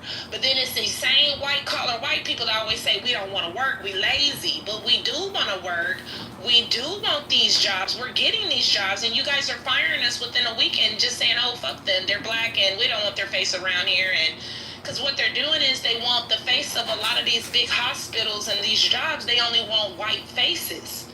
That's why I said all of that, oh, people are tripping off the N-word. We got bigger things to focus on. They're not allowing us to keep our jobs. They're firing us. Let me just and then they want to talk about people and say we're on food stamps and government assistance, but we can barely keep a job for 30, 40 plus years and accumulate all the stuff that they've accumulated up because they're putting a stop to it. They don't want us on the jobs, and we're not even doing nothing. So a lot of our up and coming kids that are coming up and getting these degrees, I'm afraid for my kids because they're going to be fired for their skin color. No, hold on. You know what? Oh, Lord Jesus. I'm not trying to be funny when I say this. I'm not. Because I want to let that sister submission breathe. I know some of y'all in the chats are like, you know, you have your response to what Brittany is saying. Just wanted to give that sister a chance to get her to speak. And Reddy came off and said he relates. And I know a lot of black folks relate to what she's saying. But I'm sitting here listening to this, and I know that this is the reality for a lot of black folks. But I'm like, man, I wish my brothers and sisters have... I wish we could all kind of experience some of the same journey. As far as work, right? Because listen, I worked in LA for about 20 years, specifically in the film and TV industry. And I'm not saying that the white folks that I worked around were perfect. I'm not saying that they were united colors of Benetton, happy-go-lucky, right? Shiny, happy people. But I don't have this racial scarring that it sounds like my sister Brittany has. Reddy Rock said he can relate. And the whole time this sister was speaking, I was thinking to myself, man, I wish my brothers and sisters could work around some folks on, and I'm not trying to be funny, so this comes out very delicately, some white folks on cocaine, because I worked around these white folks for 20 years in LA. Most all of them were high on something, and they were the coolest people, right? All of the jobs that I've had, I've worked from studio to studio to studio. And guys, I don't want to lose my black card. I'm not trying to lose my black card. It goes back to someone in the chat asking me, do I agree with Brittany's point of view? White folks opened the doors for me, okay? Black folks did too. But when I first moved from Chicago to LA, it was white folks who, from one studio job, went to the next studio job. Some of y'all have heard me say the first person I worked for was Miramax, Quentin Tarantino, Weinstein Brothers. So my experience in the professional world, and I'll land in the professional world dealing with whites, has not been as scarring as it has been. I'm listening to your Brittany speak, and it's breaking my heart. And I'm sitting here thinking, man, I wish my brothers and sisters could work around some white folks. Maybe do they need to be coked up? Do they need to have a liquid lunch, right?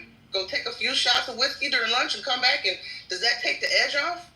And don't get me wrong, I've worked around some white folks with the racial microaggressions. Like I said earlier, I had to file 2 lawsuits as it relates to this nonsense.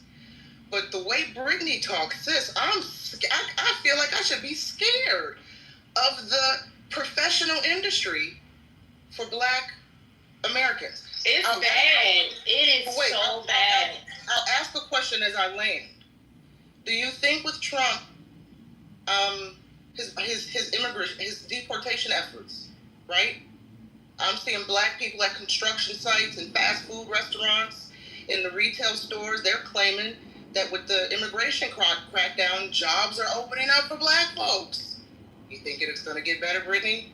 With the immigration crackdown? I think it's going to get a hell of a lot worse. A lot of Black people are going to suffer more, and I'm scared.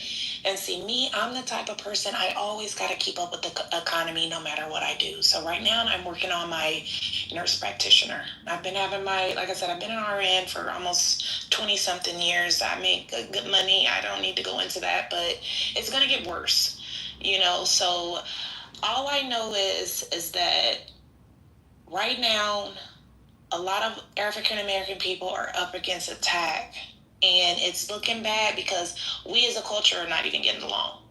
We hate each other, so that make it worse for them to even treat us good on the job. I had a girl come in my... Brittany, wait, sis, I have to just say this, and you have the mic. You have it right back. I'm not one to interrupt anyone, but you just said something that triggered me, and I have to call this out, Brittany. The jobs that I've had over the course of my life, when I'm one of a handful of Black folks in the office, do you know who ignores me, who doesn't want to speak to me? The other Black folks, to your point. It's not the white folks that I have a problem with the office. It's the Black folks. You want to know why? Because they have something to prove to the white people. They always have this attitude of I'm not like them Blacks, or I'm not like them ninjas. You know what I'm saying?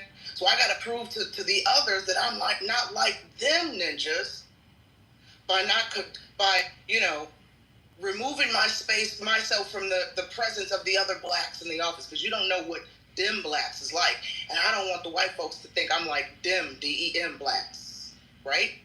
So it's very interesting how we navigate the offices. Some of us experience the racial aggressions from our own people. I don't know if you've experienced that. Wow. Okay. So, I have always experienced the other way. So, I've always got along with my sisters on the job and my brothers on the job, and we've always had our back because that's what was happening, our backs would be up against the wall, and we'd be getting worked like runaway slaves, and all the other race would be coming in, getting coffee, doing what they want to do, and in the office talking and chatting, gossiping about who got rolled up or this, that. But we all out here, we working hard, and we just feel like that they should be working too. It's a time and a place to address certain situations, and when state is in the building or things like that is going on, we need our bigwigs to come out the office and help instead of being in the office conjuring a report on who they about to fire next. Like, I just feel like white people look for trouble in any and everything, even their own people. They treat their own people like crap. They won't even give $1 to their own people. People that are like have signs and stuff on the corner, and those white people who are on meth and on those corners, they look for black people to help. But then those same white people who we're helping, they want to try to play white when it's time to play white. Like, it's just a game, and I'm just tired of all the white games that white people play.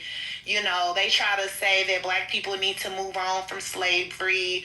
Black people this, black people this, black people are ghetto, black people come out in pajamas and bonnets. But they're literally bottom of the barrel. White people, to me, most of them are bottom of the barrel. And a lot of them, they don't even have degrees, and they're able to just get a job because of word of mouth. And in my opinion, too, a lot of white people are stupid. They're dumb. They're dumb. But they get these jobs because of their parents or someone they know. And I'm not a Debbie Downer. I'm just sick of white people going around thinking that it's their world and they want power. I'm tired of the stuff that they're doing to people. I'm over it. For the record, white folks in the room, I definitely don't think you're dumb, because after all, y'all gave us Doctor Who, and some of you know how I feel about Doctor Who. One of the best shows ever, followed by The X-Files, Breaking Bad. But I digress. Brittany, girl, I'm glad you, thank you for sharing. Ladies and gentlemen, I know some of y'all are like, JB wouldn't allow her to speak this way in the space. Casey says Doctor Who is fantastic. Absolutely. David Tennant is my favorite. And what's that HBO show that I love, thanks to the good white people who gave us that good white writing on HBO, that HBO show about the family? Not Severance is on Apple. Succession. Oh my God. So yeah, Brittany, no, tap into some of this good white TV, these good white dramas. These white folks are giving us entertainment.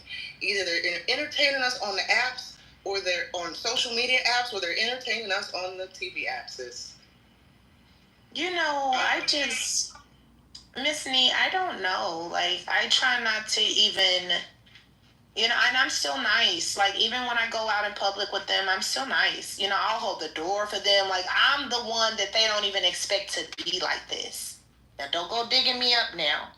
But they don't even know that I feel like this because how I am with them. I'm literally like, hey, I will, because they like me. Like, they draw to me because I'm not like the other black folks or niggas that they say. But in my mind, I know they fake. Just like that song. They smile in your face all the time. They just want to take your place. They backstab us. Backstab us. Wow. So you're new to my space, and this is not my space, but when I say space, I mean the world of Nye. I was going to say, Nye can be a little jaded sometimes and say things that are inappropriate. I have to police myself and check myself, especially around those who I don't know, because a lot of people don't know my sense of humor. So I was going to say something it was a really bad joke.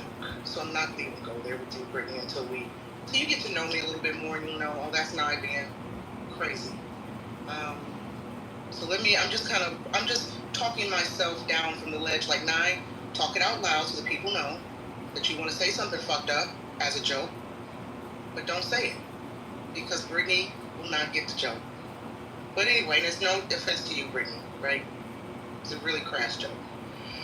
But anyway, ladies and gentlemen, I said I was going to shut the room down. If there are no final thoughts, I really appreciate everybody who came up to speak today. JB will probably be opening up a room later, right? Roger was here moments ago. I didn't get a chance. I didn't get a moment to acknowledge him, but shout out to Roger. Roger, this is his house, Healthy Debates. He also has In the Muff. So if you're not a member of In the Muff, go ahead and look up that. We somebody on the stage, I think it was Joe B. asked about. Oh no, it was Nicole asked about the America Party. JB is hosting some spaces about the America Party. Elon Musk. Roger/Mojo has also talked about it. So he started a club here called the America Party, I guess, to host those conversations. So if that's something you're into, go ahead and join that house. And of course, if you're new to the space, JB opened up this room today. He just left me kind of in charge for a hot minute. I mostly navigate in the entertainment rooms. I work in the entertainment business. On Saturdays, I host an entertainment room. We talk about pop culture, conspiracy theories, UFO abductions, and politics. So my house is called Press Hollywood. If you want to come into a space where you really don't have to think, you can just talk crap. And I hate to admit this, don't burn down my Starbucks, but every once in a while, we'll drop the N-word. I mean, I can't help it. Paul Mooney, the late great comedian Paul Mooney, said he says the N-word multiple times a day. It keeps his teeth white. Sometimes when I'm on this app, it brings out my inner ratchet, my inner hood rat. Please know that I don't use the N-word in my everyday life, but when I am on this app, I tend to be kind of shock jockey. Shout out to Howard Stern. So if you hear me say some fucked up shit, just hit me up. Like, now did you mean it when you said XYZ? By the way, Brittany, question, were you the one who said the term black, you find the term black as offensive as the N-word? Yeah, a little bit I do, because I don't want anyone saying, look at that black kid. Like, that's well, mean. If I call somebody, I was thinking about this earlier, and since I'm not trying to be funny, it just goes back to my jaded personality. When you said that earlier, I was like, what? Because I don't mind being called black. But in your opinion, miss, if I call somebody a black-ass booty scratcher, that's more offensive than calling them the N-word. You call somebody that and see if they don't probably try to jump up, because it sounds disrespectful, because for one, they might not be as black as you stating that they are, and for two, the second thing that came with it. So I would take offense if somebody said, look at that black girl. Now, I am a black lady, if that's what you want to say, but I'm African American and I'm not black. If you can see in the PTR, I'm more brown skin, like complexion, caramel. So, I mean, to call anyone black instead of saying African American, I just feel like that's disrespectful and that's rude. Because white people don't even like being called white. That's why they get tans, because they don't really want to be white. Although I love being black, so it don't offend me like that, but it's like, I'm African American. Why not just state that, or just say, oh, those African Americans. I think it's just the way that they use it, because some white people will be like, that black girl, and that's just rude, because not everybody is we're all different shades. We're not all black, and then they get real disrespectful with the African women who are really black. Now, they get sad too, because some of those African American women, those African women that are really black, they take offense because they might feel some type of way or insecure about their black skin, which that black skin is beautiful. African women's, that black skin, their blackness is beautiful. And I just feel like white people has made black people feel so ashamed of their skin color, and it has gotten out of control on how they have made the black skin. I mean, how they just make it seem like they're just pretty. I don't think white people are attractive like that. Like, I really don't. And I think that's another reason why I have issues, about how they act, like when they're being Karens, or how the guy earlier was saying something about the music in the park. My thing about it is they can't talk about nothing. The only thing white people got is money. Some of them. That's it. Y'all have nothing else. I think they're super pale looking. Not all white people are cute to me. Some of them are cute, and some of the, I'm just going to leave it at that. Just some of them are cute. So I don't know where this is going as far as white people thinking that they're all that. But I don't know if it's the BBLs that hit their brain because they got ass now. I don't know what it, that pertains to the women. But the men, they be chilling. It just be them women that don't really like us. And I think it's because they want bigger dicks. And I mean, that's fine if that's what they want. They're grown. They can choose that. But don't disrespect a black woman because you want bigger dick and, you know, you're being rude to me. And I don't mind. You can have a black guy if that's what you want. But don't try to act as if he doesn't want me because I'm black and he wants you just because you're white. That's not it. He probably just wants you for your money. Okay, a couple things. Thank you, Brittany. I'm going to turn it over to Sean really quickly. Hold on. A couple things. Wait, somebody said something in the chat that I want to address. Yeah, some folks will agree with you, Brittany, on one point. I Am Liberal just pointed it out. Some folks on both sides, black and white, will agree that white liberal women are problematic. We've unpacked this. Not that you said white liberal women, but a lot of folks would agree because you said white women, that white liberal women specifically are problematic. But I wanted to go back to something you said moments ago, and then I'm going to turn it over to Sean B really quickly. The term white people, you're so right. I read an article a couple of years ago, wasn't that long ago, maybe like a year or two. A liberal-leaning, leftist-leaning publication did a whole write-up about how using the phrase white people is racist. And I'm thinking to myself, well, what word are you supposed to use to describe them, right? So a couple weeks ago, I was hosting a space here in my room, and I was recalling an incident from high school. Now, I went to a predominantly all-white Catholic school. I'm not Catholic, but that's a whole other story, how I ended up at a white Catholic school for another time. And so I was sharing a story about how, you know, the social differences at the school at the time, where if the white boys did something wild and crazy off campus, or, you know, on the weekend, like if their parents went out of town and they threw keggers at the house, you know, and the school would hear about it come Monday morning, those white boys would get like a slap on the wrist, maybe a detention. But if the black boys did it, and weren't that many of them, the punishment was harsher. So that's exactly how I'm telling the story. I just said white boys, black boys, and I'm using boys as an adequate descriptor, I think, because we're minors at the time. We're 14, 15, 16, 17 years old. This white dude on this app, who I thought I was cool with, he was the only person on this app who I could talk about stray cats with, right? He comes in the room, accuses me of being racist because I said white boys. Was ready to report the room. And I said, wait, how is saying white boys racist? White folks listening in this space right now, is that where we are? Y'all have decided that the term white boys or white men or white people or white women, that's racist now? That's insanity. Sean B., you... Hey, I knew you were trying to close your room up soon here, but I just wanted to actually just give you some flowers today because I've been coming back into healthy debates a lot more, and I really definitely appreciate your voice and your moderatorship and how you've been rolling in the room for real. So I really just came up to give flowers. I think what you're saying kind of rings true, and I'll just leave it at this. I felt like if you were to, I always say, like, think about what you're saying, and if it were to be reversed and was coming from a different person's mouth, whether they're a different color, a different religion, and how that would feel to you. And if you were to do that, like, does that sound different? Does that sound worse?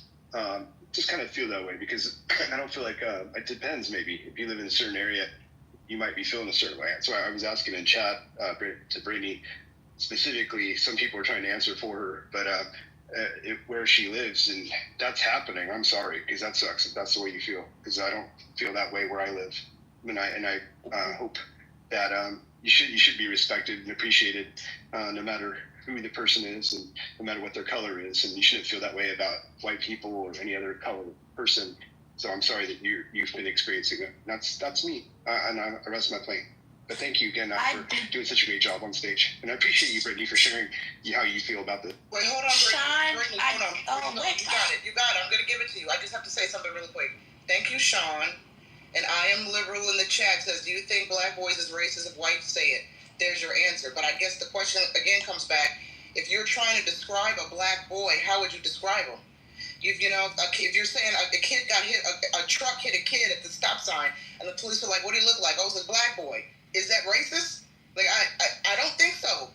Like, if he's a boy and he's black, if he's a boy and he's Mexican, if he's boy and he's white, if he's boy and he's Asian, if you're like Asian boy, white man, I guess I don't understand how it's racist if you're not using it to be hateful. But go ahead.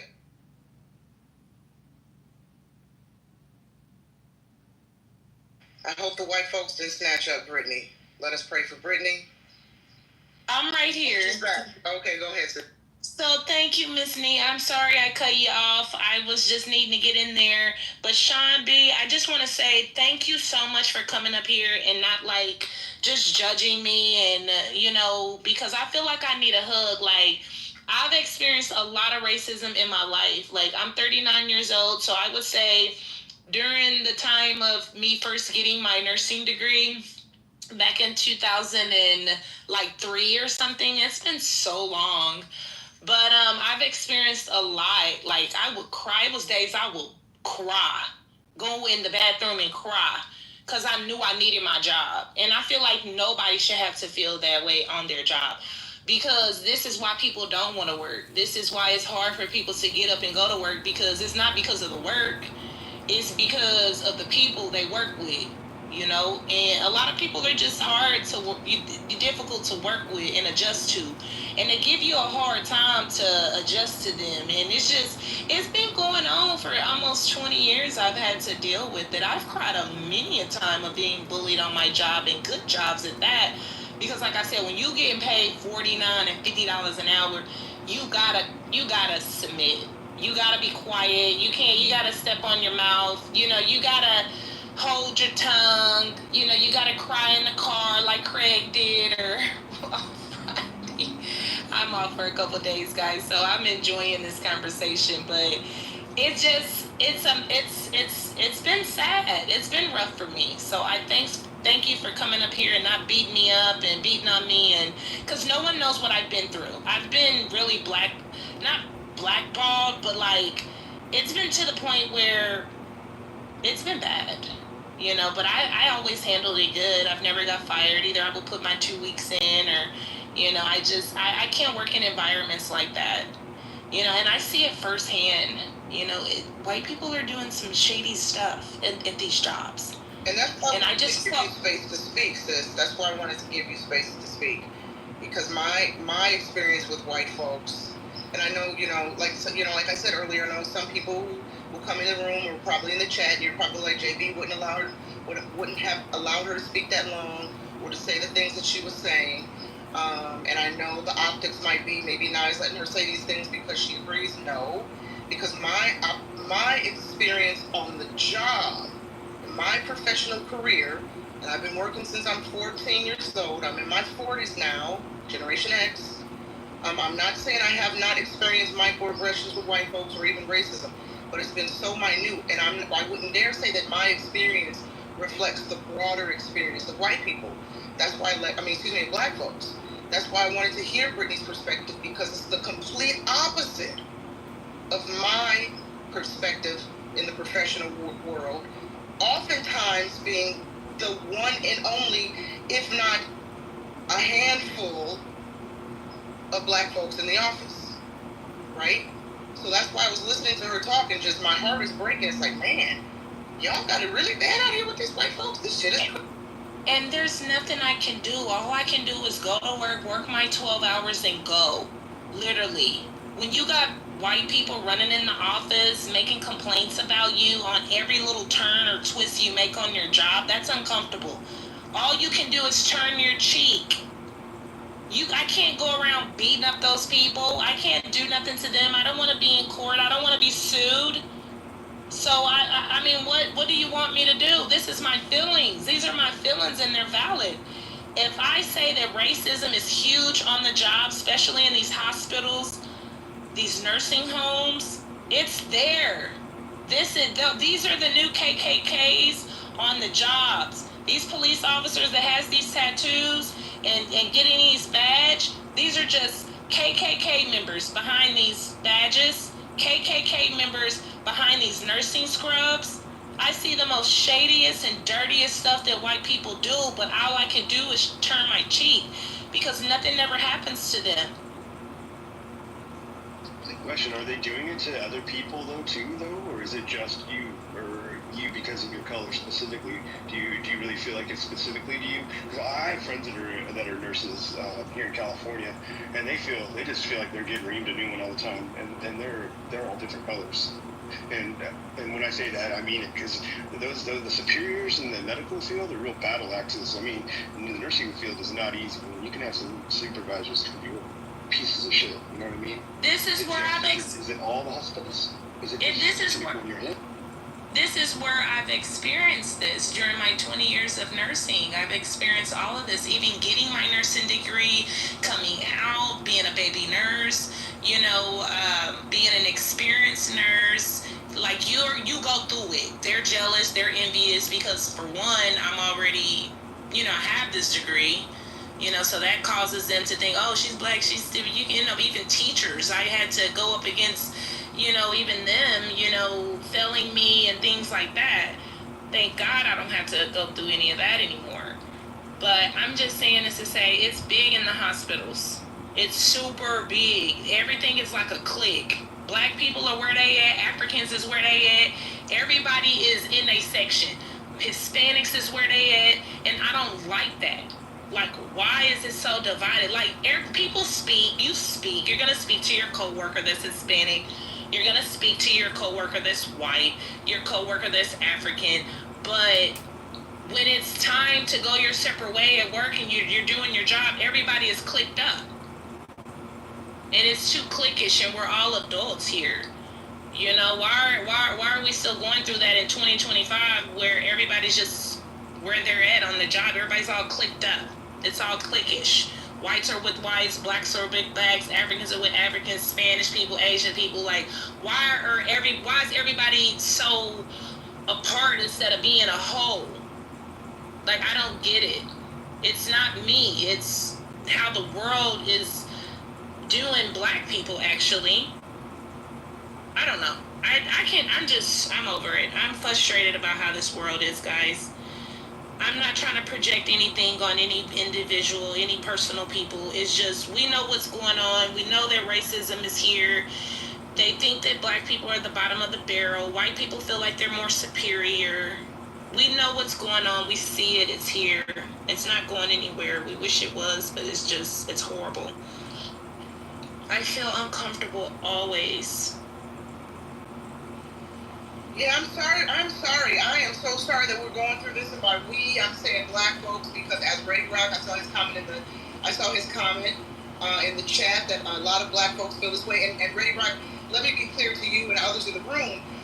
I want to make it clear that I'm 100% aware of that. I know I just said that I'm listening to Brittany's submission is an eye opener for me, but I don't want to make it sound like I'm a new booty to this, because obviously I've had parents and grandparents who have worked and have expressed their same grievances dealing with racism on the job.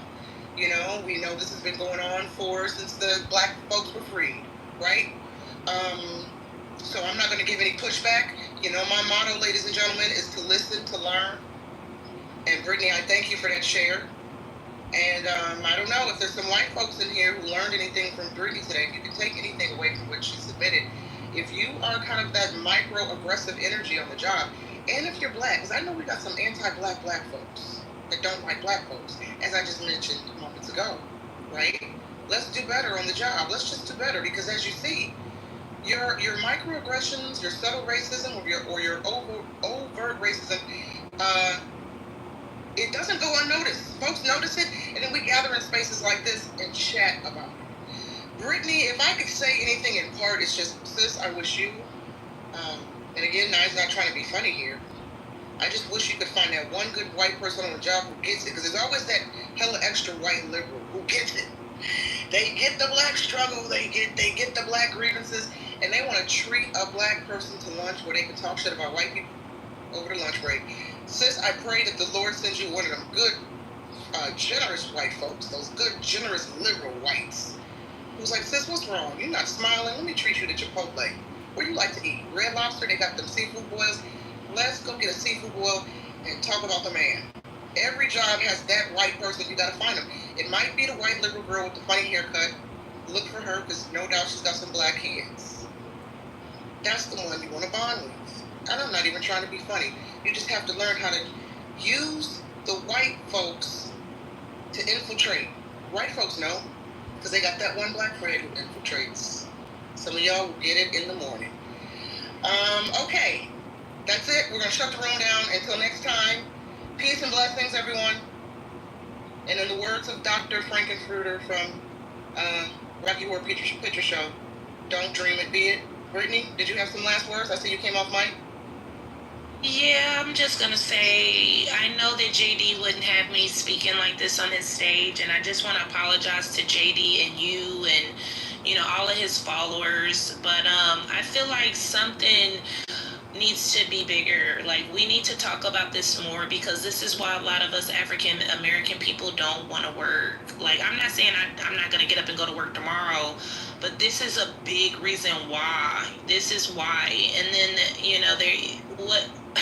it's very scary, because our kids are scared. Even my daughter sees it. She filled out an application with Chick-fil-A, and it's predominantly Mexicans, and she didn't get the job. And then she got hired at a group home, though, because she was black, so she can fight off the white kids. Not even white people are wanting to work with their own bad white kids that they're raising. It's just weird. I don't get it, and I'm just tired of everything being separated and segregated. That's it. I'm tired of everything being a race thing. My daughter had to come to me, Mom, why do I have to put my race on there? Why do they have to know my race? Is this necessary? It's just getting to be annoying.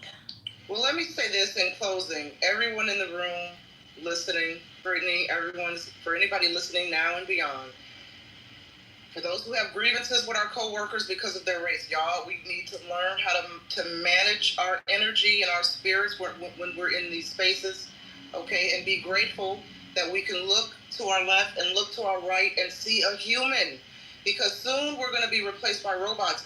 And then and only then, y'all will be looking for the white folks or the black folks, everybody that y'all don't want to work around and live around, when you're replaced by... So someone said I was going to get stabbed, me, in the comments. I'm not understanding what's going on.